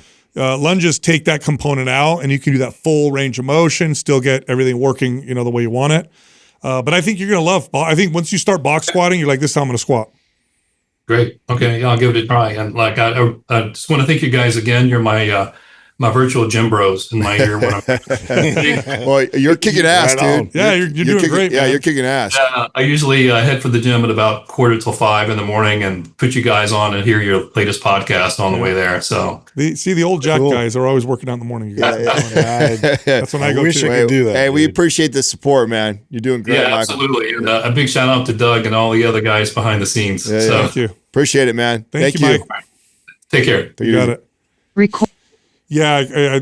So for people listening, when your ankles lack mobility, what happens when you squat is your feet want to twist. Your feet want to twist to create make up movement, for that somehow. But your tennis shoes are grounded on the floor. So as you're squatting, there's this twisting torsion, and it's the meniscus that takes the weight. Well, you also have this, right? So you have this naturally your knees want to start to drop in, right? When the knees drop in, the femur internally rotates too like that. And so that's just all that contortion on the knee even more so. So and boy, especially after he said he goes ass to grass. Yep. Yeah. So ass to grass, that issue going on, like for sure that's what's going on. So box squat, classic example where, our advice could contradict it. You hear us talking about doing that, but it's like that's a classic example where you take that out. What's wild about what we're saying, by the way, is if you see Olympic lifters, they get that knee coming in looking twisting, and they do phenomenally well. You're dealing with incredible hip strength, mobility, and ankle mobility. Yeah. And so it looks worse than it is. It looks gnarly. Well, that's like practice it forever. That's like comparing. You ever watched what a pitcher's shoulder looks like? I know. Like, that would rip all the rest of our shoulders out of the socket. Good point. Yeah. I've seen like where they take a freeze frame. Oh of his arm it's all like, oh my god, bro, it's contorted and throwing a ball 100 miles an hour. Yeah, everybody else's arm would come out of their socket doing that. But it's great to see though. I was trying to do the math real quick. Well, if we round it up to 200, right? 200 pounds at 25% body fat is that means you got 25 pounds of fat. Is that? Oh no, 50 pounds of fat. 50 pounds of fat. He cut down 10% of that. Yeah. So he went down. So it's like 15. What is that? 15 pounds of muscle? Yeah. Wow. Dude. Yeah. And he went up 5 pounds on the scale though. So he went up on the scale. Wow. That's so he put like 15, 20 pounds of muscle on. Dude, that's great. He's got 170 pounds of lean body mass now. Before, what was his body 150. 25%. Let me figure this out. So it was 45 pounds. Minus 198. Yeah, or 195? What is it? 146, bro. He gained 25 pounds. 25. I knew it, bro. I'm doing the math work. I'm like, that's a good pounds? 20 pounds or so of muscle right there. Dude, that's badass. That's life-changing. Yeah. Our next caller is Ryan from Indiana. Hey, what's up, man? What's up, Ryan? Hey, what's going on, guys? How you doing? No, doing well. Thanks for taking my call. How can we help you? Yeah, no, so I wrote in a little while ago, and I actually don't love how I wrote it, so I'll paraphrase it. But long backstory, about 6'6", 250 currently as of this morning. Former college basketball player. Was always kind of a hard gainer. Actually hated the weight room for the longest time, and luckily I could run and jump a little bit. But over time, crept up, and now getting middle ages, about 37 years old now, and got 5 kids, so busy guy, and really focusing on strength and really fall in love with just training and getting stronger and all things. So all that being said, really probably facing a little bit of what I hear you guys talk about a lot of insulin resistance. Got some cholesterol numbers creeping up, some blood sugar numbers creeping up. I know you guys aren't medical professionals, so not looking for medical advice, but looking for the best way from your experience to really target that, right? Everything's like, oh, you lose 5 to 10% of your body weight, and that can improve cholesterol, that can improve insulin resistance, et cetera. But also don't want to just do that aggressively in a non-sustainable way. So really looking for what you guys think about from your experience at, how to go about that, maintaining a lot of the muscle that I've been able to build, but really the best way to kind of get after that from a training perspective. Give us a little bit of, 5 kids, what's sleep look like? What's diet look like currently right now? What is your training, workouts and daily activity look like? Like give me more about what we're working with. Okay. Yeah. So, sleep is, the youngest one right now is about 18 months old, but we have a 6th one on the way in October. So sleep's going to be bro. God bless you, bro. 6 kids. What are you building a football team over there? What are you doing? Basketball team. Building a football team. You already got you already got 5 for basketball. Hey, exactly. So, so sleep's going to be at a premium here in about 10 or 12 weeks. But right now it's pretty good. Diet wise, been trying to dial that in, really try to hit protein heavy. I don't do a lot of tracking. I try to aim, or at least understand the protein I get towards. Even trying to get 240 grams of protein it's a lot. Yeah. That's a lot in a day. So trying to really do that in a whole natural way. Trying to recently, with some of the cholesterol stuff, focusing on some of the leaner cuts and whatnot, trying to, get after some of that. Activity wise, I would say I'm close to 8,000 steps. I'm in a healthcare executive role. So it's an office job, but we have a pretty big building that I roam around, but I just use my phone to track. And at the end of the day, it's, 8,000. So with the kids in practices right now, I have a chance to just wander around when they're out at the football fields and whatnot. So that helps. Like last night I hit like 13,000 steps because I just long hauled it while they're in practice. So I have some opportunities to build some of those things in.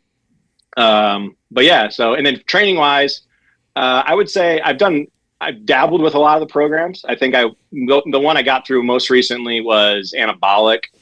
And I would say I made pretty great strength improvements despite some of the other habits. Diet wasn't great. I wasn't really totally dialed in. Sleep was average. I've recently tried to cut back on some of the what I call celebrating life, some of the cocktails and whatnot. So cut back on some of the fun stuff there. But so I thought I made strides despite some of those things within it. I started Powerlift and then went on vacation and had like a complete week off. And once I got back, I've just kind of dabbled with more of like what I would think is like MAPS 15 type style. A couple lifts a day, 25 to 30 minutes, get some steps on the treadmill, sauna, and get out. I've kind of started to like that because I do like going every day. It's a morning kind of ritual for me to get the day started. I like that for you, just so you know. I would have pushed you in that direction anyway. So you're gonna live in MAPS 15 for a long time. Yeah. That's your program until you slow down on all the kids. Different versions. Yeah. Run them all back until you shut the factory down. Yeah, Ryan, it's going to give you the best results. Yeah. MAPS 15 protocol is going to build you the most muscle and strength. It'll trip you out. And we have a lot of MAPS 15 programs. Do you have any of them? Because I'd like to send you one. I have the original one. I have that one. just like most people that call in, I played with it for a while and I was like, oh, this isn't enough, right? No. I wasn't enough volume. I wanted to be in there longer. But as I've, really going in and, not going in and being like beat up from the day before and just being able to go in and, push it, but not, I really have started to really enjoy that. The other one that I bought and I've been really intrigued about, but of course, and, I would say I'm not scared of it, but is Symmetry. So I didn't know if because I've done a lot of, I like lifting heavy. Like that's why I like when I go in and I just try to, put weight on it and push it. And so like lower reps I've tended to like, and that's why I think I would try to go power lift. But then it's also like, I hear you guys talk about the Symmetry, the performance side of things. And so I didn't know if, well, do you have any something like that would work? Do you have any aches or pains? Well, right now my right elbow is a little messed up from like some golfing elbow type things, but other than that, not really. All right, because I think all the Mass 15 programs are perfect for you. If you like lifting heavy, I like Mass 15 Powerlift. I know Powerlift would be. Okay. Yeah, I could send that to you, but you're going to live in a Mass 15 protocol for a long time. And again, I'm going to say this because I think sometimes people think it's like, okay, well, I got to do Mass 15. I'm not going to get as good results, but that's because of my life. And this is what will give you the best results right now. None of our programs will perform better for you than the Mass 15 protocol. You just got to be consistent. I also like this for you, like that protocol, and then literally like just from what you've told me already, all I want you to do is to be consistent on the protein thing, and then literally just kind of and pull back on the drinking, like you said. So whatever it was that you were kind of letting yourself celebrate for, make that be even more infrequent. So I don't know what that looks like in your lifestyle. I was just going to ask, Ryan, when you did your labs and your lipids came back and the blood sugar came back, was that before you made all the dietary changes? That was, I've been more aggressive about it. It was about 3.5 weeks ago now. Okay. That I did the labs. And so that was when I started to really dial in at that point. Yeah. I had labs done in May and they were similar and I didn't really give it much. You mind if I dig a little deeper? Because there's probably some areas that will make the biggest impacts. You don't have to make like 1,000,001 changes. When you were drinking, how often? Was it just like a nightly, every night you'd have a drink or two? Yeah. Some of that. And then weekends, maybe a few more than a few. Okay. So the taking alcohol out will make a huge difference in your blood sugar and insulin. It'll make a huge difference. So if you can cut that out or dramatically reduce it, maybe save it for once a week, but also don't turn that into like, I'm going to get hammered. Sometimes that happens. Like we don't drink all week and then we're like, I'm going to go 6 drinks now. So the alcohol makes a big difference. And then before you started making these dietary changes, were you eating out and fast food and processed food, or what was it? No, actually I've been eating pretty well, I would say, for the most part. I mean, we do a lot of whole natural foods. I mean, with the kids, you mix a lot of, they like the pastas and some of the other stuff. And I try to stay, whole natural food myself. If I eat out, like it's like a Chipotle bowl, double meat and all the stuff there. But for the most part, it's pretty good. I mean, I think there's probably some changes, but I think the other thing I noticed was, if I did, if I was cooking, had a few drinks, like I would eat above and beyond probably what was necessary and, push it in that regard. I do a lot of, Greek yogurts, that's how I kind of end my night, Greek yogurt and some berries, those types of things. But yeah, so for the most part, not bad, but definitely can get tightened up. Honestly, the focusing on the alcohol and hitting the protein consistent. That's it. I wouldn't even want natural foods. I would not overcomplicate the diet yet. Like that. Wait and see what that does. That with paired with 15 Powerlift. And then if you want to add supplements, high EPA fish oil can have sometimes have some positive effects on some of your numbers. And then what company is it, Doug, that you're using for cholesterol? Why is it Dose? Is it Dose? Dose, yeah. Dose. Oh, Dose, yeah. Yeah, you could try Dose. Dose has some clinical trials that shows that it actually helps with lipids. And you combine that with the reduction in alcohol, the whole natural foods hit your protein, Mass 15. 3-4 months from now, I bet you'll come back. You'll see some big changes. Yeah. Mm-hmm. Awesome. That's great to hear. Yeah, I like the idea of the Powerlift because I started on that pathway with the regular Powerlift program. But this 15 style, I'm starting to really I like that embrace and like. You'll get strong, I'm glad you you're starting to embrace and like it because I wanted to push you there right away. After you told me the kids' lifestyle things, it's the perfect program for you. I'd love to hear your numbers after it. Yeah, for sure. Yeah, you're gonna see great. You're gonna see great results if you stick with it. And then let me ask you a question, Ryan, if that's all right. Yeah. How do you manage so many kids and all that stuff? What's the secret? great wife. Yeah, that's it, right? 100%. Marry a saint. No, it's busy. We're loving it. It's busy as can be. We're just, the oldest is only 9 too. That's the crazy part. So we got 5 that are 9 and under, about to be 6 that are 9 and under. That's crazy. Good for you, man. That's got to be such a fulfilling life, but also so busy. We are busy, but man, is it fun. And we homeschool them. So, we're a glutton for punishment there too. Wow, you guys are doing a great job. Good dude. for you, bro. How many boys and girls? What do you got?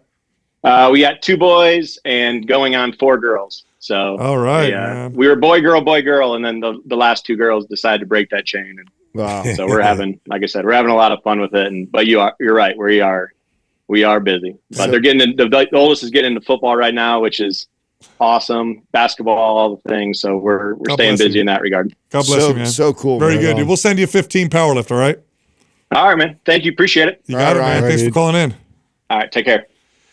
When I hear people with so many kids, first off, when you have, good husband and wife working together, like it's still busy, it's still difficult, but it just sounds so fulfilling. You just got so much stuff going on. Team house full of kids all the time. And I just envision this man at some point being a grandfather. He's going to be surrounded by so many. So do I. I mean, I think about that all the time. Of like you when you have that many kids like that, 1 or 2 of them is bound to love you and come back. I hope so. Your odds are better. You might strike out on a couple, but you definitely get a couple of them that are gonna really like you. You know what I'm saying? They'll come back and hang out with you when you're old. Yeah. But I got to say this too for people listening. Like for some, it's not like this for everybody, but definitely for significant percentage of people, daily alcohol consumption, even if it's just a couple drinks, it can have some pretty deleterious effects that you'll measure on blood lipids and blood sugar. And you just get rid of that. I've had clients, and by the way, it's not easy to do because people get attached to it. But I've had clients get rid of that and it fixed everything. Well, I'll add this too. Yeah. And you're also talking an extra 400, 500 calories. So I'll add this to that too, because I've been enjoying that more in my life than I ever did. And one of the biggest challenges for being a over 6 foot dude who needs to hit protein, hard to hit my protein intake and have a couple glasses in the night. You know what I'm saying? That's why it has to be so infrequent for me. It's like, if I allow that, those calories end up going to empty calories and I miss my protein intake, the combination of that just screws up my training. Totally. So it's like, that's what keeps me from having that drink here or there, even though it's not that bad for you. It's just that tough to do both of those. All right, I know you liked that episode. If you did, check this one out. Shredded, ripped, defined, single-digit body fat. Yes. You want to get there? Let's talk about it. Difficult. And is it worth it? That's a follow-up question. Yeah, first off, we got to say that, okay, so single-digit body fat, obviously body fat percentages that can be represented by 1 digit, like 3%, 5%, 6%, 9%. That's ripped for men. For women, add 10%. Yeah, exactly. You go up about